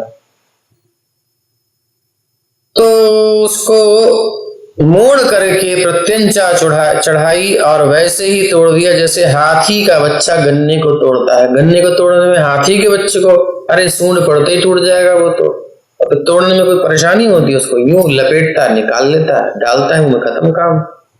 उसको नहीं लगता कि बहुत हार्ड चीज है। हम लोग गन्ना खाएंगे आजकल के गन्ने तो दांत हो सकता है टूट जाए, और क्योंकि ऐसे कठोर बीज आ गए हैं। लेकिन हाथी तो उसको ऐसे सप्ताह खत्म काम। तो ऐसे ही भगवान ने बच्चा जैसे हाथी का नहीं, हाथी भी नहीं, हाथी का बच्चा जैसे तोड़ता है गन्ना, ऐसे उस धनुष को तोड़ दिया है। बल का प्रदर्शन करते हुए यहाँ बता रहे हैं कि कितने बलशाली हैं। इस प्रकार श्री भगवान ने सीता देवी का पाणी ग्रहण किया। जित्वानुरूप शील वयोंग रूपाम। विवाह किससे करना चाहिए? जिस पे दिल आ जाए। बोले नहीं, दिल वाला और दिल ज्यादा दिन धड़कता नहीं है, उसका फिर पंपिंग ज्यादा हो जाती है तो फिर धड़कन धीमी हो जाती है, उसके बाद हो सकता है कहीं और चले जाओ। लेकिन दिल धड़कने वाले के साथ नहीं करना चाहिए। करना चाहिए जित्वा अनुरूप गुणशील वयोंग रूपाम। अनुरूप जो होना चाहिए, वर के अनुरूप वधु, वधु के अनुरूप वर, दोनों का मैच होना चाहिए। उनका गुण मैच करने चाहिए, नहीं तो एक दिन को एक रात को हो गया काम।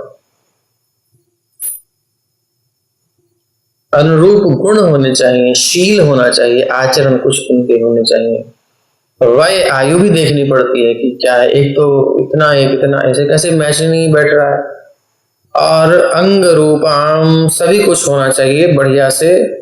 जब विवाह कर रहे हो तो थोड़ा सा श्रृंगार का ध्यान तो रखना ही पड़ेगा ना, थोड़ा वो भी देखना पड़ेगा, ये भी देखना पड़ेगा। और देखना शुरू करते हैं अंदर से, बाहर से देखना शुरू नहीं करते। अंदर से मतलब गुणों से देखना शुरू करते हैं। और अगर अंदर वाले गुण पूरे होते जा रहे हैं तो बाहर वाले कदाचित नहीं भी हो तो चलेगा, क्योंकि वो पर्याप्त है। लेकिन अगर बाहर भी हो जाए तो सोने पे सुहागा है, कोई बात नहीं। लेकिन अगर बाहर है और अंदर नहीं है तो महाराज कुछ भी हो, वो अशुपर्णखा की तरह अभी तो बड़ी मधुर मधुर रूप में है, बाद में फिर वो गुण जो अंदर वाले प्रकट होंगे राक्षसी के हैं, बाहर तो वो देवांगना बन के आई है। शूर्पणखा बड़ी मधुर बोल रही है और बड़ी प्रेम से बात कर रही है, लेकिन जब उसके ऊपर आएगी तो फिर शूर्पणखा के रूप में अपनी राक्षसी रूप प्रकट करने में देर नहीं लगेगा और फिर घर में कलह होगी। इसलिए हमको भी सावधान रहना चाहिए। तो सब संदेश साथ में मिलते रहते हैं। तो इस प्रकार भगवान ने सीता देवी का पाणी ग्रहण किया। कैसी हैं? जो समतुल्य दिव्य रूप है, उनका सौंदर्य है, आचरण भी सुंदर है, आयु भी ठीक है और स्वभाव भी अच्छा है। बिल्कुल अनुरूप राम जी के अनुकूल चलने वाली हैं, तभी गृहस्थी सफल होगी। और नहीं तो उससे अच्छा है आप ब्रह्मचारी बनो, संन्यास लो, आनंद पूर्वक रहो, काहे को टेंशन लेते हो। अगर ऐसी नहीं मिल रही तो छोड़ दो। वास्तव में वो श्री भगवान के वक्षस्थल पर सतत विद्यमान रहने वाली लक्ष्मी थी, जो कभी उनसे अलग नहीं होती। प्रतियोगियों की सभा में से सीता को जीतकर उनके मायके से लौटते हुए भगवान श्री रामचंद्र को परशुराम मिले। यद्यपि परशुराम अत्यंत गर्वित थे क्योंकि उन्होंने इस पृथ्वी को 21 बार राजाओं से विहीन बनाया था, लेकिन वो क्षत्रिय वंशी राजा भगवान श्री राम द्वारा पराजित हो गए। यह सत्यपाश परिवीद पितुर्निदेशम श्रैणस्य चापि शिरसा जगृहे सभार्यः राज्यं श्रियं व्रणयिनः सुहृदो निवासं त्यक्त्वा ययौ वनमसूनिव मुक्तसंगः।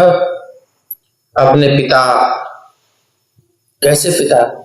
जो अपनी पत्नी को दिए गए वचन से बंधे हुए थे बेचारे, उनकी आज्ञा का पालन करते हुए, क्योंकि वो वचन से बंधे हैं इसलिए उन्होंने वचन पहले दे दिया है, अब तो नहीं दिया है, लेकिन उस वचन को थोड़ा मॉडिफाई करके जो है प्रस्तुत किया गया है, लेकिन वचन तो पिता का ही है ना, भले पहले दिया हो, है तो पिता का वचन ना। सो उस वचन का पालन, आजकल का बालक होता तो हमने पहले दिया, अपनी मौज में दिया, हम जब तो नहीं थे, अब आए, हमारे ऊपर क्यों नियम लागू करते? बोले नहीं, पिता पितृ धर्म क्या है? पिता के वचन का पालन करना। पुत्र का धर्म क्या है? पिता के वचन का पालन करना। तो राम जी ने आदर्श उपस्थित किया और कितना बड़ा त्याग किया है, साम्राज्य सब त्याग करके चल दिए। अपने पिता जो कि अपनी पत्नी को दिए गए वचन से बंधे थे, उनकी आज्ञा का पालन करते हुए भगवान श्री रामचंद्र ने उसी प्रकार अपना राज्य, ऐश्वर्य, मित्र, शुभचिंतक, निवास तथा अन्य सभी कुछ त्याग दिया। जिस प्रकार मुक्तात्मा अपना जीवन त्याग देता है, मुक्त आत्मा अपना जीवन त्याग देता है, ऐसे त्याग दिया। कैसे समझाएं? अरे भाई, दधीचि मुनि की बात सुन लो। दधीचि मुनि ने कैसे शरीर छोड़ा था आपको तो पता ही है, सुनी थी आपने कथा 6ठे स्कंद में, और भी आपने सुनी थी कथा 6ठे स्कंद में। वृत्र नाम का एक भक्त था, ठाकुर जी का जो चित्रकेतु था, पहले बाद में वित्र बना, असुर कुल में होने के कारण वृत्र असुर हो गया। वो भी इंद्र से कहता है इस शरीर को ले ले यार, काय को टेंशन लेता है, मैं तो भगवान से मिलना चाहता हूं, ले।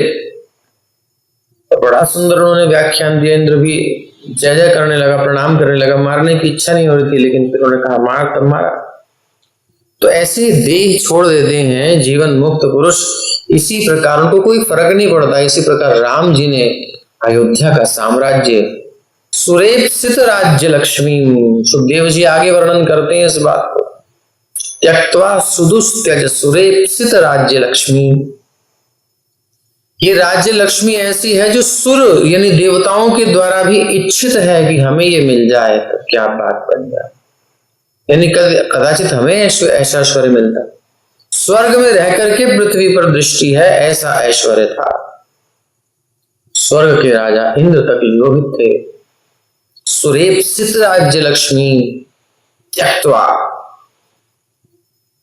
शब्द है त्यक्त्वा, त्वा प्रत्यय है, त्वा त्वा आधा का आत्ता और वाह, यानी कर चुके, यानी ये नहीं कि बड़ी मुश्किल से त्यागा, त्याग दिया, खत्म, मन में त्यागा ही था। ये है आर्य पुरुषों के लक्षण। ये कहीं आसक्त नहीं होते किसी भौतिक वस्तु में, ये धर्म से आसक्त होते हैं, धर्म से, धर्म का पालन करते हैं। धार्मिक राजा हुए हैं हमारे यहाँ, तो राम जी का ऐसा चरित्र है।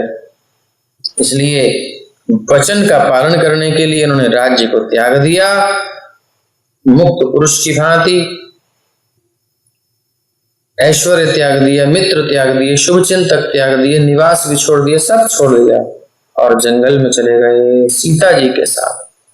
सीता जी ने अपना धर्म निभाया, पत्नी का धर्म है पति जिस परिस्थिति में हो उसमें उसका साथ दे।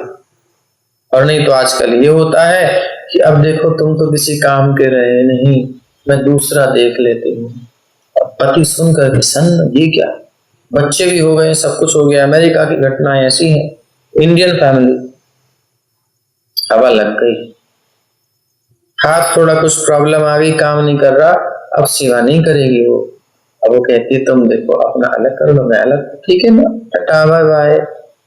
ये है, ये पत्नी नहीं है, कुछ और हो सकती है। आजकल पत्नियां बची कहाँ है, गिनी चुनी है कुछ पुराने विचारों वाली जिनको कहते हैं लोग, वही वास्तव में सच्ची पत्नी है। आजकल वाली तो चाइनीज माल है, कभी भी खराब हो जाएगा, यूज एंड थ्रो, दोनों के लिए दोनों, ऐसा ही हो रहा है आजकल। लेकिन ये आदर्श है जैसा श्री राम जी के चरित्र में प्रदर्शित हो रहा है, एक स्त्री के लिए, पति के लिए ऐसा समर्पण जब स्त्री का हो तो फिर पति को क्या करना चाहिए, फिर उसे समुद्र को भी पुल बांधना हो तो बांध देना चाहिए, उसकी रक्षा के लिए जाना चाहिए। ये नहीं कि अब तो देखो वहां पहुंच गई, अब मैं कैसे जाऊं, अब वहां तो मैं जा नहीं सकता, नहीं, उसके बिना मेरा जीवन नहीं। जो स्वीकार किया है तो करिए अच्छे से, पूरा पति मतलब पालन करने वाला करिए, नहीं तो फिर काय का चक्कर में पड़ते, भजन करो आराम से।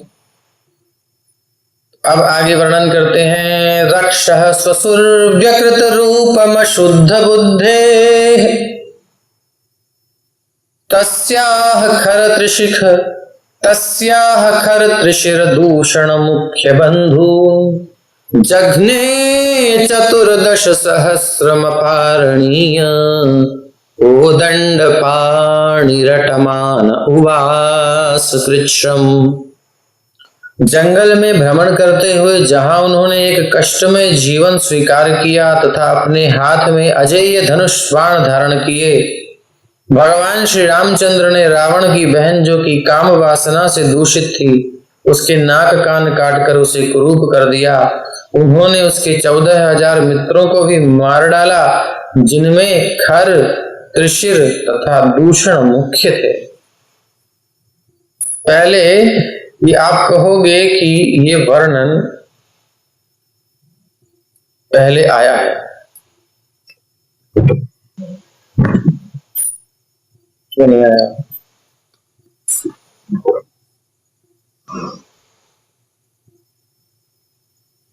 तैयार दिखा दो,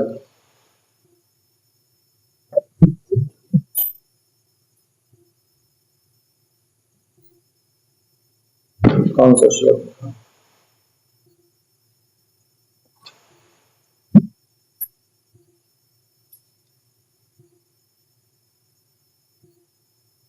हाँ आया है ना दूसरे श्लोक, चौथे श्लोक में।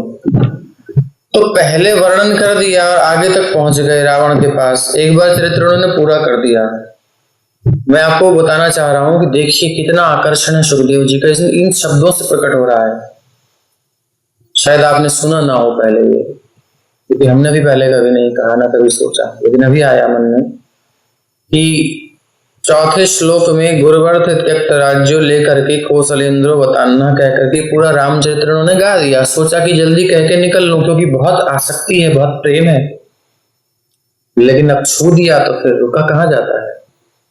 जिससे प्यार होता है वो कहता है यार एक बार बात कर ले बस, थोड़ा नहीं चल रही बन रही है लेकिन दूरी हो गई है, अंदर तो प्यार है, थोड़ी सी बात करने को कहता है, थोड़ी सी बात के बाद फिर लंबी बात हो जाती है।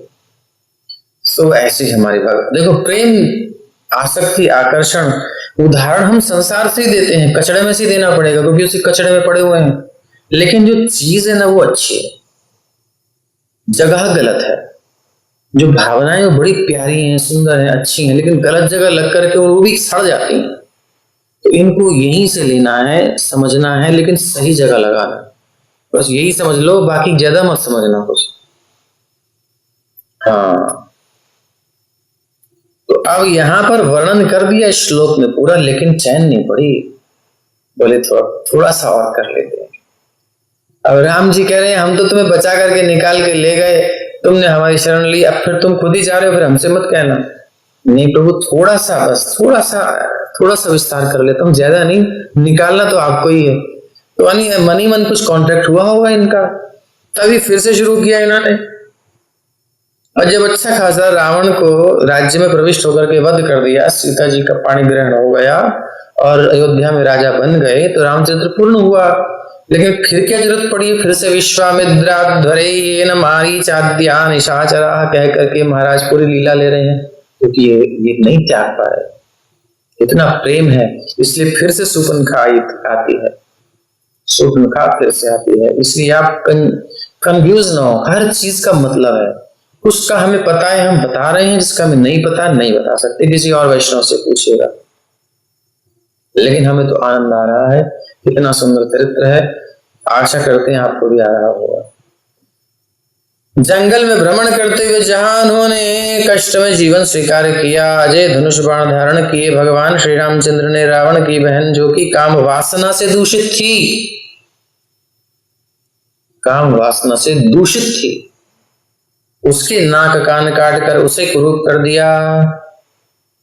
एक जगह कहीं कोई टिक जाए तो वो काम वासना नहीं हो कह सकते उसको, वो ठीक है एक स्त्री के लिए, लेकिन जो वो 2 जगह 3 जगह जाए तो फिर उसे काम वासना ही कहेंगे। तो अब ये ऐसी थी, तो उसके नाक और कान काट कर उसे कुरूप बना दिया। बोले तेरा भी चरित्र भ्रष्ट नहीं होगा, कोई तुझे पूछेगा नहीं, तू किसी के पास जा नहीं सकती। तो भगवान ने सिक्योर कर दिया एक्चुअली उसको, नहीं तो फिर कितनों को भ्रष्ट करते, है ना। अब जब नाक होगी तब तो सुंदर बनाएगी मेकअप वेकअप करके, नाक ही नहीं है तो कहां से बनाएगी। कान होंगे तभी तो उनपे कुछ कुछ लगा लो करके पहन पुन के बनाएगी, बड़े बड़े ईयर रिंग होंगे, नहीं तो क्या करेगी, वो देखेगा ही नहीं उधर। अब सिक्योर हो गई तो उसकी इज्जत की रक्षा करी राम जी ने, वो इसी प्रकार कर सकते थे, क्या करें, है ही ऐसे। उन्होंने उसके 14,000 मित्रों को भी मार डाला, खर दूषण के साथ आए थे, जिनमें खर त्रिशिर तथा दूषण मुख्य थे। अब बड़ा भयंकर, वाल्मीकि रामायण में बड़ा सुंदर वर्णन है इस युद्ध का, पढ़िएगा वहां जाकर अगर समय हो तो। अकेले राम जी और ऐसे नष्ट किया सारी सेनाओं को, पता ही नहीं चला। बड़ा आनंदपूर्वक बड़ा सुंदर युद्ध कौशल का वर्णन है, कैसे चरण रखते हैं, कैसे धनुष उठाते हैं, कैसे बाण, बड़ा सुंदर चित्र खींचा है वाल्मीकि जी ने। आगे सीता कथा श्रवण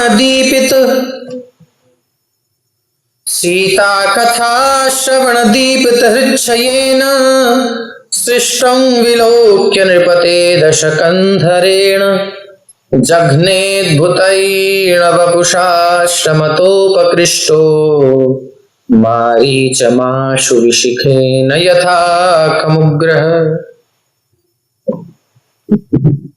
हे राजा परीक्षित, जब 10 सिरों वाले रावण ने सीता के सुंदर एवं आकर्षक स्वरूप के विषय में सुना तो उसका मन काम वासनाओं से उत्तेजित हो उठा, यही होता है, और वो उनका हरण करने गया।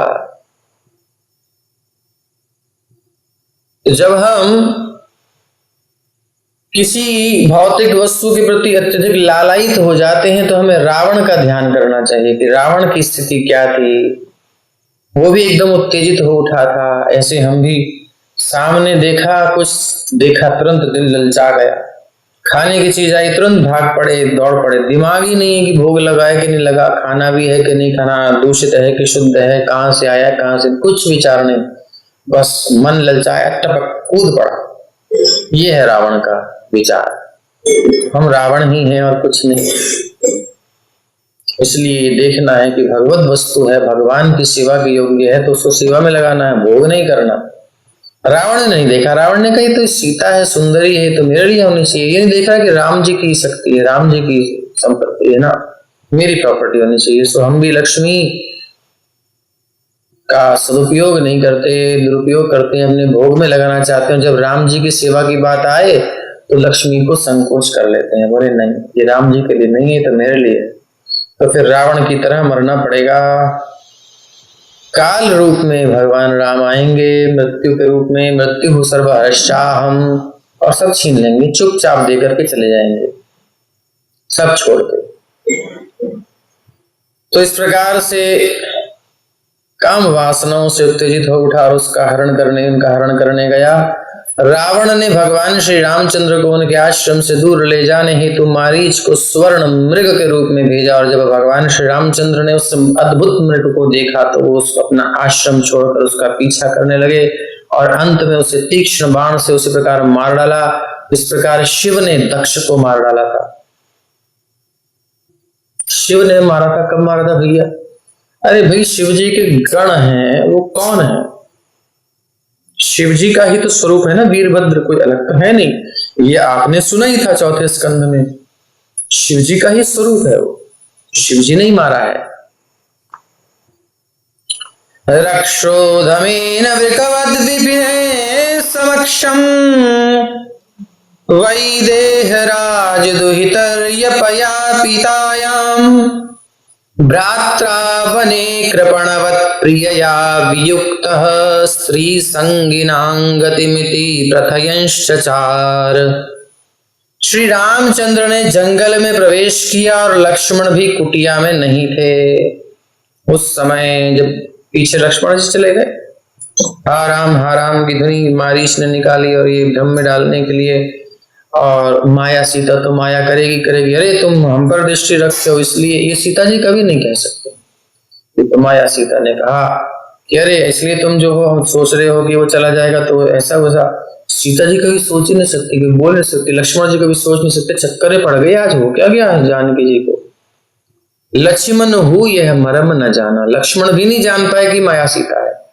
तो ऐसी बात कैसे कर रही भाभी जी, जिनके चरणों की तरफ मेरी दृष्टि रही है। बाद में जब सुग्रीव ने बताया कि कोई विमान से जा रहा था एक स्त्री का हरण करके, और वो आकाश मार्ग से अपन कुछ कर नहीं सकते थे, और जो है वैसे भयभीत था बेचारा, बाली से कि निकला तो मरेगा।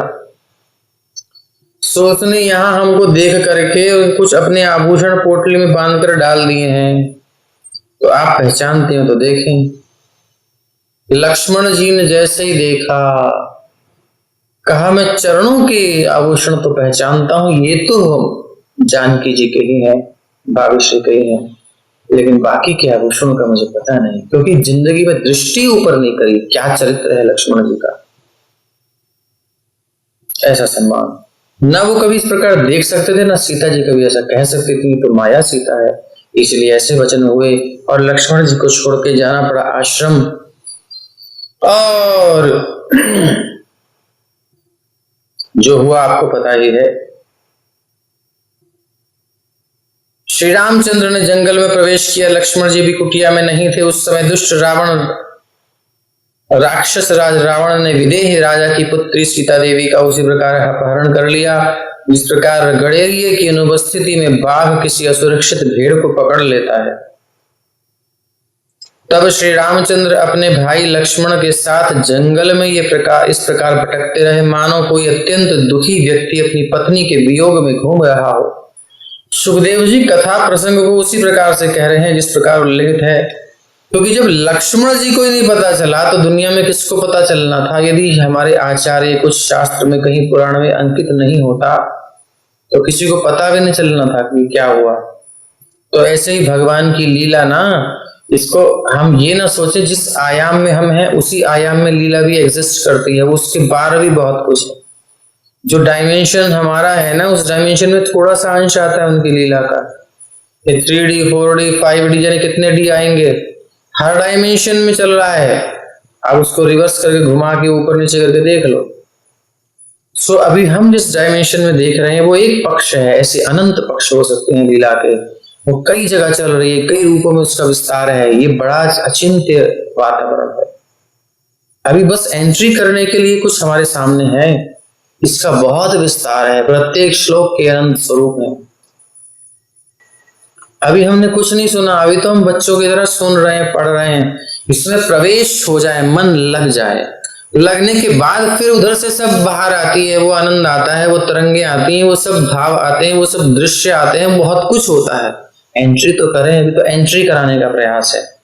मन का अभिनिवेश हो जाए, जितना दिया है उसी से अभिनिवेश हो जाए, फिर अंदर जाके तो पूरा महल है, पूरा आनंद का वाटिका है,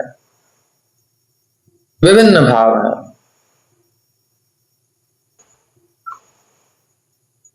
तब श्री रामचंद्र अपने भाई लक्ष्मण के साथ जंगल में इस प्रकार भटकते रहे, मानो कोई अत्यंत दुखी व्यक्ति अपनी पत्नी के वियोग में घूम रहा हो। अब मानो यहां सुखदेव जी लगा दिए, कृपणवत, कृपण के जैसे, भ्रात्रा वने कृपणवत प्रियया वियुक्त, बिल्कुल दीन होकर के, सच में बहुत सैड सॉन्ग जैसे कोई गाता है, बिल्कुल गाड़ी वाड़ी बढ़ जाती है और क्या उसका हाल होता है, बिल्कुल रोया रहता है।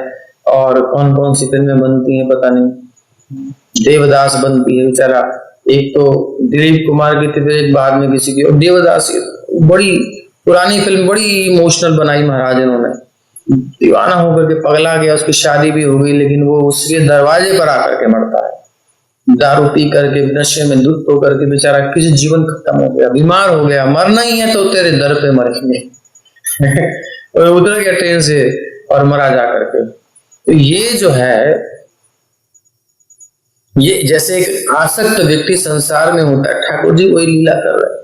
बिल्कुल उदास से होकर के, रो रो करके, हे खग हे मधुकर श्रेणी, तुम देखी सीता मृग नहीं, तुमने कहीं सीता को देखा है। प्रेम प्रदर्शित कर रहे हैं, दिखा रहे हैं कि एक्चुअल में सीता जी तो उनके साथ हैं, लेकिन ये तो माया सीता के लिए रो रहे हैं। सो रो माया सीता के लिए भी नहीं रहे, तो फिल्म में दिखा रहे हैं। मतलब ये जो सीन क्रिएट किया जा रहा है, ये लीला कर रहे हैं, इसमें कर रहे हैं, बट इसके भी कई आयाम हैं, भगवान कई संदेश दे रहे हैं इसमें। अभिनय बहुत सुंदर कर रहे हैं, लेकिन वास्तव में वो एक अंतर, एक आयाम ये भी है कि भगवान अपनी सियाजू से विरह का अनुभव कर रहे हैं, उसका आस्वादन कर रहे हैं, क्योंकि वो सियाजू उनके पास नहीं है। कहाँ है? अग्निदेव के पास है। सो अग्निदेव के पास है तो विरह तो हो रही है ना। प्रेम बहुत है इनका, कभी अलग नहीं होती, लेकिन फिर भी अलग होती है। मिले ही रहते न मानो कबहू मिले ना, मिले रहते लेकिन ऐसे मिलते लगता है कभी मिले ही नहीं है, फर्स्ट टाइम मीटिंग हो रही है। हर क्षण ये लगता है इनको नयापन है, कुछ नयापन है। ये तो कभी कभी ऐसा हुआ ही नहीं, कभी देखा ही नहीं, कौन है। भगवान भ्रमित हो जाते हैं, भगवान किशोरी जी भ्रमित हो जाती हैं कि ये प्रियतम कौन, ये इनको तो पहली बार देखा, इतना सुंदर। बोले अरे वही तो है जिनको रोज देख रही हो, दिन रात इनके साथ रहती हो।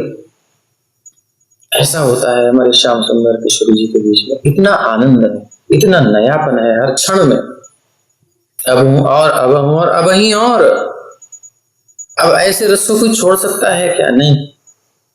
तो ये विरह का सुख अनुभव कर रहे हैं। ये मिलता नहीं है विरह, तो कुछ क्षण के लिए विरह मिलता है, बड़ा उसका भी आस्वादन है। तो वो भी कर रहे हैं अंदर खाने में कहीं, और बाहर से कुछ दिखा भी रहे हैं। क्या दिखा रहे हैं भाई? शो क्या कर रहे हैं? हम मनुष्यों को कह रहे हैं स्त्री संगिनांगतमिति प्रथयंश्चचार।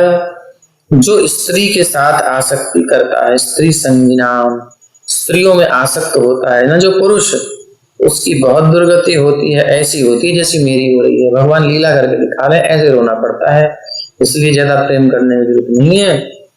मतलब सेवा करो, केयर करो, सब कुछ करो, लाड़ लड़ाओ, नो प्रॉब्लम, लेकिन अटैचमेंट मत कर लेना।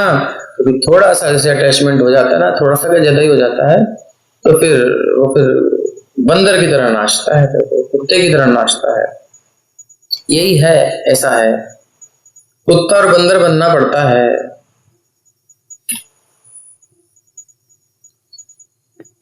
कुत्ते को देखो, आपके पास कोई वस्तु होती है, सुगंध उसको आ गई तो पीछे पीछे आता है। तो ऐसे ही कुछ कुत्ते होते हैं जो पीछे घूमते रहते हैं, जबकि उनका अधिकार नहीं होता, लेकिन घूमते रहते हैं। कुत्ता बना देती है ये आसक्ति। तो ये हम कहीं और भी बोल रहे हैं। और बंदर, बंदर मतलब बंदर को जैसे नचाता है मदारी वैसे नाचता है। अच्छा भला जंगल में था, लेकिन फालतू में पकड़ा गया, चने के लोभ में, किसी के लोभ में, आकर्षण में तो पकड़ा जाता है बंदर। पकड़ लिया तो अब बेचारे को नाचना पड़ता है। नाच मेरी बुलबुल तुझे पैसा मिलेगा। यहाँ हम जाते हैं मंदिर दर्शन करने के लिए, तो एक बंदर तो बहुत है, लेकिन एक मदारी का बंदर है, वो रास्ते में खड़ा रहता है। अगर आप जाओगे तो वो उसको इशारा करता है। जब कोई देखता है आदमी बढ़िया सा, उसकी धोती पकड़ लेगा, उसकी पैंट पकड़ लेगा, उसकी साड़ी पकड़ लेगा और इशारा करेगा कुछ दो। तो मदारी ने सिखा रखा है उसको, नाचना पड़ रहा है बेचारे को। उसे पैसे से क्या मतलब यार? कोई मतलब नहीं, लेकिन बेचारे को क्या करे, नाचना पड़ रहा है। ऐसी आदमी को कुछ काम नहीं होता, लेकिन जब आसक्त हो जाता है तो हर डिमांड पूरी करनी पड़ती है। कभी कभी गलत डिमांड भी पूरी करनी पड़ती है, तो बंदर बन ही जाता है ना। मूड नहीं है फिर भी होना पड़ता है, सब बहुत कुछ करना पड़ता है, बंदर बन गया। तो आसक्ति के कारण दोनों तरफ होता है ऐसा, दोनों। लेकिन ये बड़ी दुर्दशा होती है, बहुत कष्ट होता है, थोड़ा सा भी ब्रेकअप में बहुत परेशानी होती है। इस प्रकार उन्होंने अपने व्यक्तिगत उदाहरण से एक स्त्री आसक्त पुरुष की दशा प्रदर्शित की कि क्या हालत होती है। इस श्लोक में स्त्री संज्ञानाम गतिमिति शब्द बतलाते हैं कि श्री भगवान ने स्त्री आसक्त व्यक्ति की दशा प्रदर्शित की। नैतिक उपदेशों के अनुसार गृहे नारिम विवर्जयेत्, जब कोई यात्रा पर जाए तो अपनी पत्नी को साथ में न ले जाए। पुराने जमाने में मनुष्य बिना सवारी के यात्रा करते थे, लेकिन फिर भी जहां तक संभव हो जब कोई घर से बाहर जाए तो अपनी पत्नी को न ले जाए। विशेष रूप से ऐसी स्थिति में जिसमें श्री रामचंद्र थे, जब उन्हें, क्योंकि सिक्योरिटी चाहिए ना भाई। संसार में अच्छे लोग तो रहते नहीं है, दुनिया का एक ही बनी है। आपको पता ही है यहाँ किस प्रकार की मेंटालिटी है, जहां स्त्री को प्रोडक्ट के रूप में देखा जाता है और उसी रूप में प्रदर्शित किया जाता है। जितने भी दुनिया में जब बन रहा है, जो भी कुछ है, वहां स्त्री का स्वरूप क्या प्रदर्शित होता है आज देख लो। पहले ये लोग एक वर्ग में थे, अभी तो सब जगह फैल गए हैं और मोहित होकर के स्त्रियां भी, कुछ लड़कियां भी अपने आप को धन के लोभ में अपने आप को प्रस्तुत कर देती हैं, वो मूर्ख बन जाती हैं। तो ये आखेटक, स्त्रियों के आखेटक शिकारी घूमते रहते हैं। इनसे बचाने के लिए आवश्यक है, क्योंकि बहुत सारे फ्रॉड होते हैं, बहुत सारे धोखे होते हैं। कुछ पता होते हैं, कुछ पता ही नहीं चलते, लेकिन हो जाते हैं। है संसार में। इसलिए पुराने जमाने में जब जाते थे तो ऐसे ही जाते थे जंगल वंगल में, तो ध्यान रखना होता था। तो ऐसी परिस्थिति में जब श्री रामचंद्र थे, नहीं जाना चाहिए, क्योंकि जब उन्हें उनके पिता द्वारा वनवास दे दिया गया था, कोई जंगल में रहे या घर में, अगर वो अपनी स्त्री में आसक्त है ना, तो ऐसी आसक्ति उसके लिए आफत बन जाती है। जैसा कि भगवान ने अपने व्यक्तिगत उदाहरण द्वारा दिखलाया है। एक घटना में कई दृष्टिकोण हैं, हम दोनों को, तीनों को, चारों को, 100 हजारों को मिक्स ना कर दें। एक बार में एक दृष्टिकोण से विचार करना चाहिए, थोड़ा बैलेंस माइंड में होना चाहिए। अब एक साथ सबको अप्लाई कर देंगे तो फिर कंफ्यूजन पैदा होना है। अभी इस एंगल से बात की जा रही है कि भाई स्त्री की सिक्योरिटी बहुत जरूरी है, उसको सिक्योर रखना चाहिए। पावरफुल हो तो पूरी सिक्योरिटी के साथ फैमिली के साथ जाना चाहिए, नहीं तो कोई भी घटना घट सकती है। तो ऐसी जगह पर तो विशेषकर। तो ये एक दृष्टिकोण है, लेकिन राम जी तो सक्षम है और उन्होंने तो लीला करके दिखाई है ना, क्योंकि माया सीता है, इसलिए कोई टेंशन नहीं है। लेकिन रो कर दिखा रहे हैं कि ऐसे रोना पड़ेगा भैया। वस्तुतः यह स्त्री संगी का भौतिक पक्ष है। कौन सा पक्ष है? भौतिक पक्ष। लेकिन भगवान श्री रामचंद्र की स्थिति आध्यात्मिक है, क्योंकि वो भौतिक जगत के व्यक्ति नहीं है। नारायण परो व्यक्तात्, नारायण भौतिक सृष्टि से परे हैं, क्योंकि वो भौतिक जगत के रचयिता हैं, इसलिए उन्होंने भौतिक जगत की दशाएं नहीं सताती। कभी उनको ऐसा कोई अटैचमेंट नहीं होता। समूहम सर्वभूतेषु न विद्वेषोऽस्ति न प्रियः, गीता में भगवान बता ही चुके हैं। श्री रामचंद्र का सीता से वियोग विप्रलंभ समझा जाता है, जो हमने पहले आपको बताया कि विप्रलंभ वियोग मतलब एक रस की अनुभूति कर रहे हैं, तो वो अंदर कर रहे हैं और बाहर से ये भी शो कर रहे हैं कि कितना दुख होता है। क्योंकि जिस प्लेटफॉर्म पर भगवान है वहां तो आनंद ही आनंद है, वहां तो सियाजू के विरह में भी सुख है जो अग्निदेव के पास है। लेकिन भौतिक पक्ष में दिखा रहे हैं कि कितना रोना पड़ता है। वही जो विरह संसार में आता है, वही जो सेपरेशन संसार में आता है, तो जला देता है, आग लगा देता है, द्वेष होता है, परेशानी होती है, छटपटाता है व्यक्ति। वही चीज है, स्थान भेद से उसका प्रभाव बदल जाता है। वही जब भगवान के संपर्क में होती है तो बड़ी आनंददायी होती है, विरह भी आनंद देने वाला होता है, उसको भी अनुभव करने का मन करता है।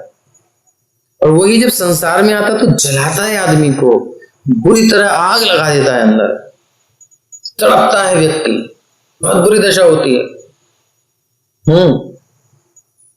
तो वो भगवान ने प्रदर्शित किया हमारे लिए और खुद आनंद ले रहे हैं। जो पूर्ण पुरुषोत्तम भगवान की आह्लादनी शक्ति की क्रिया है, वो जो विरह का आस्वादन भगवान कर रहे हैं, वो आह्लादनी शक्ति की क्रिया है, या भक्त करता है भगवान से, जिसका संबंध श्रृंगार रस अर्थात आध्यात्मिक जगत के माधुर्य प्रेम से है। ये बहुत जरूरी है बैरियर बनाना। कभी भी एक नहीं सोचना चाहिए। वही क्रिया यदि भगवान के साथ हो रही है, भगवान के साथ कोई भक्त कर रहा है, वो सीन अलग है, वो प्लेटफॉर्म अलग है, वो रस अलग है, वो शुद्ध है। वही जब इस प्रकृति के वातावरण में आ जाता है तो वो दूषित हो जाता है, साइड इफेक्ट्स उसमें आ जाते हैं, उसमें पूर्णता प्राप्त नहीं हो सकती, जलाता है, कष्ट देने वाला है, दुखालय है। नहीं तो लोग कहते हैं भाई राम जी और कृष्ण जी ने इतनी करी तो हम इतने, तो जाकिर नायक जैसे ऐसे ही बोलते हैं, जब कृष्णचंद्र 16,108 कर सकते तो अपन के 10 भी नहीं कर सकते, ये सीधा बोलता है वो। तो ऐसे मूर्खों की बात सुनने वाले भी कम नहीं है, वो सुन करके कहते हैं हाँ भाई बात सही है, तो अपन भी करते हैं, करो मरो। और फिर मुल्ला जी की धुलाई होती है, पकड़े जाते हैं, अब वो सब घटनाएं आती हैं, या शोषण होता है, फिर उनको 3 तलाक के विरोध में सब सामने आते हैं, नहीं होना चाहिए क्योंकि बिल्कुल बुरी हालत कर दी है। तो वो सब झंझट ही है एक तरीके से। संसार में आप जैसे भी मेंटेन करो प्रॉब्लम तो रहेगी, आप सब कुछ ठीक रखोगे फिर भी कुछ ना कुछ कमी रह जाती है, कितना अच्छा हो। आदर्श भगवान ने दिखाया अपने से, लेकिन यहाँ संभव नहीं है, इसलिए भगवान से जुड़ना चाहिए, ज्यादा कुछ चक्कर में नहीं पड़ना चाहिए संसार में। तो ये जो रस भगवान ले रहे हैं जिसका संबंध श्रृंगार रस अर्थात आध्यात्मिक जगत के माधुर्य प्रेम से है, आध्यात्मिक जगत में पूर्ण पुरुषोत्तम भगवान में समस्त प्रेम व्यवहार देखने को मिलते हैं। सारी प्रेम व्यवहार भगवान करते हैं, कुछ नहीं छोड़ते जो श्रृंगार रस के हैं। अब इससे ज्यादा नहीं बोल सकते, आप समझदार समझिए, लेकिन वो चीज दूसरी है, प्योर है, बिल्कुल दोष रहित है। उनमें क्या क्या है, सात्विक भाव है, संचारी भाव है, विलाप है, मूर्छित हो जाना है, उन्माद है, पागलपन, बिल्कुल सभी अवस्थाओं के लक्षण प्रकट होते हैं। जो यहाँ होता है किसी का आकर्षण होने पर बड़ा खिल जाता है और थोड़ा सा नहीं मिलने पर दिल छटपटाता है, उसका कॉल नहीं आई, उसकी मैसेज नहीं आया, वो दिखी नहीं आज, वो दिखा नहीं आज, है ना, ऐसा होता है शुरू में। तो वो जो होते हैं लक्षण वहां भी होते हैं, वहां भी बेचैनी होती है, बहुत छटपटाहट होती है, लेकिन उसमें रस होता है। यहाँ डिप्रेशन में आ जाता है, यहाँ लगता है उसने फलाने के साथ फोटो खिंचवा ली तो फिर वो ब्रेकअप हो जाता है, लेकिन वहां किशोरी जी खुद ही कहती हैं श्याम सुंदर से कि जाओ ये भक्त तुम्हारा, ये भक्तानी तुम्हारी, क्योंकि वो आत्मा का स्तर शरीर है ही नहीं, वो शक्ति है, शक्तिमान है, बस वो विलस रहे हैं और कुछ नहीं है, वहां और ही कुछ चल रहा है, चित्र यहां जैसा लगता है लेकिन है कुछ और। तो ये सब चीजें हैं, इसलिए जब भगवान श्री रामचंद्र सीता से वियुक्त हुए तब ये समस्त आध्यात्मिक लक्षण प्रकट हुए। श्री भगवान न तो निराकार है न शक्तिहीन है, प्रत्युत वो सच्चिदानंद विग्रह, ज्ञान और आनंद के शाश्वत स्वरूप हैं। इस प्रकार उनमें आध्यात्मिक आनंद के समस्त लक्षण पाए जाते हैं। उनमें अपने प्रियतम से वियोग का अनुभव भी आध्यात्मिक आनंद ही है। तो यहाँ भगवान तो सीता जी का थोड़ा सा सेपरेशन फील करके आनंदित हो रहे हैं, लेकिन संसार की दृष्टि से ये दिखा रहे हैं कि कैसे रोना पड़ेगा, कितना कष्ट होगा, कितना तड़पोगे। जैसा कि श्री स्वरूप दामोदर गोस्वामी ने कहा है, राधा कृष्ण प्रणय विकृत हृलादिनी शक्ति अस्मात्। राधा कृष्ण की प्रेम लीलाएं श्री भगवान की हलादिनी शक्ति के रूप में प्रस्तुत की जाती हैं और श्री भगवान संपूर्ण आनंद के मूल स्रोत हैं। सारा आनंद वहीं से प्रकट होता है, संपूर्ण आनंद के स्रोत हैं। इस प्रकार भगवान श्री रामचंद्र ने आध्यात्मिक और भौतिक दोनों ही प्रकार के सत्य प्रदर्शित किए, एक लीला से 2 प्रदर्शित किए सत्य। आध्यात्मिक जगत का अपना आस्वादन भी कर लिया और भौतिक जगत का कष्ट भी हमको भेज दिया, बता दिया। अब देखो भौतिक दृष्टि से कैसे बोले, भौतिक दृष्टि से जो मनुष्य स्त्री से आसक्त होते हैं उन्हें कष्ट मिलता है, Isn't it? क्या ये नहीं है? लिखेंगे नहीं कमेंट हमारे पुरुष प्रभु जी, उनको बहुत प्यार करते हैं, कैसे रहेंगे उनके बिना कह नहीं सकते। लिखने में कोई बात नहीं, लेकिन कम से कम मन में तो कह दो हाँ। किंतु आध्यात्मिक रूप से जब श्री भगवान तथा उनकी ह्लादिनी शक्ति में वियोग भाव उत्पन्न होता है, दोनों सेपरेट होते हैं, तो भगवान का आनंद बढ़ जाता है। ये सोच सकते हो, कभी अलग होने पर आनंद बढ़ जाता है। कभी कभी किशोर जी कहती है उनको बाहर रख, बाहर रख, बाहर रख, अभी मत आने दे अंदर। उनको भी थोड़ा विरह का सुख मिलना चाहिए, थोड़ा और वेट करने दे। मान करती है बार बार राधा रानी श्याम सुंदर को सुख देने के लिए, कभी सोच सकते हैं इस बात को? संसार में तो भैया उल्टा ही होता है सब। थोड़ी सी तरंग आती है शुरू में, उसके बाद सब कचड़ा हो जाता है। यानी एक लिमिट तक अगर आपने मौन रखा, आपने बात नहीं करी, आपने कुछ कुछ सुना दिया तो ठीक है, लेकिन ज्यादा कर दिया तो आपके सिर पे चढ़ा चार सुनाएगा, अच्छा ज्यादा हो गया तेरे में इतनी केयर कर रहा हूँ, भाग यहाँ से खत्म, रस रस खत्म, ज्यादा नहीं चलता संसार में। और फिर उसके बाद अगर हमने नहीं छोड़ा तो फिर वो विकृत रूप में आता है, परिवर्तित होकर के। संसार में रस नहीं मिलेगा भैया, कुछ नहीं मिलेगा, धोखा है। लेकिन यहाँ बढ़ता जाता है। मनुहार करते हैं श्याम सुंदर किशोरी जी की, अरे मान जाइए, नेक कृपा कर दो। ललिता ललिता से प्रार्थना करते हैं, सखियों से प्रार्थना करते हैं, देख आने देना अंदर, मुझे सहा नहीं जा रहा, प्लीज प्लीज प्लीज। आनंद आ रहा है, उनको भी आनंद आ रहा है, बोलिए अभी और चाहिए, तुम्हें और लेना चाहिए, दूसरा वाला भी मिलेगा, ये वाला भी मिलेगा। फिर अंदर जाते हैं, फिर मिलन होता है, तो वो फिर विरह के बाद मिलन और आनंदित होता है। थोड़ा सा भूख बढ़ जाए तो फिर खाने में आनंद है। उदाहरण यहाँ से देना पड़ेगा, बट यहाँ जैसा नहीं है, यहाँ जैसा नहीं है। शिव भगवान का आनंद बढ़ जाता है विरह में। इसकी आगे व्याख्या श्रीमद् भगवत गीता में हुई है। अवजानन्ति मां मूढ़ा मानुषीं तनुमाश्रितम् परम भावमजानन्तो परम भुवम भूत महेश्वरम। जो व्यक्ति पूर्ण पुरुषोत्तम भगवान की आध्यात्मिक शक्ति को नहीं जानता, वो उन्हें असामान्य प्राणी मानता है। लेकिन श्री भगवान के मन, बुद्धि और इंद्रियां कभी भी भौतिक परिस्थितियों से प्रभावित नहीं होती। भगवान में देह और देही का भेद नहीं है, और साथ ही साथ भगवान का मन भी है, भगवान की बुद्धि भी है। एक्चुअली वही सच्चिदानंदमय बुद्धि, सच्चिदानंदमय मन है, और कोई अलग से कोई मैटर नहीं है वहां। पृथ्वी जल अग्नि वायु आकाश मन बुद्धि चित्त अहंकार, ये अष्टधा प्रकृति, भिन्ना प्रकृति, इससे दूर है। वो जो है वो स्पेशल भगवान का स्पिरिचुअल माइंड, स्पिरिचुअल, ये सच्चिदानंदमय ही है और कुछ नहीं है।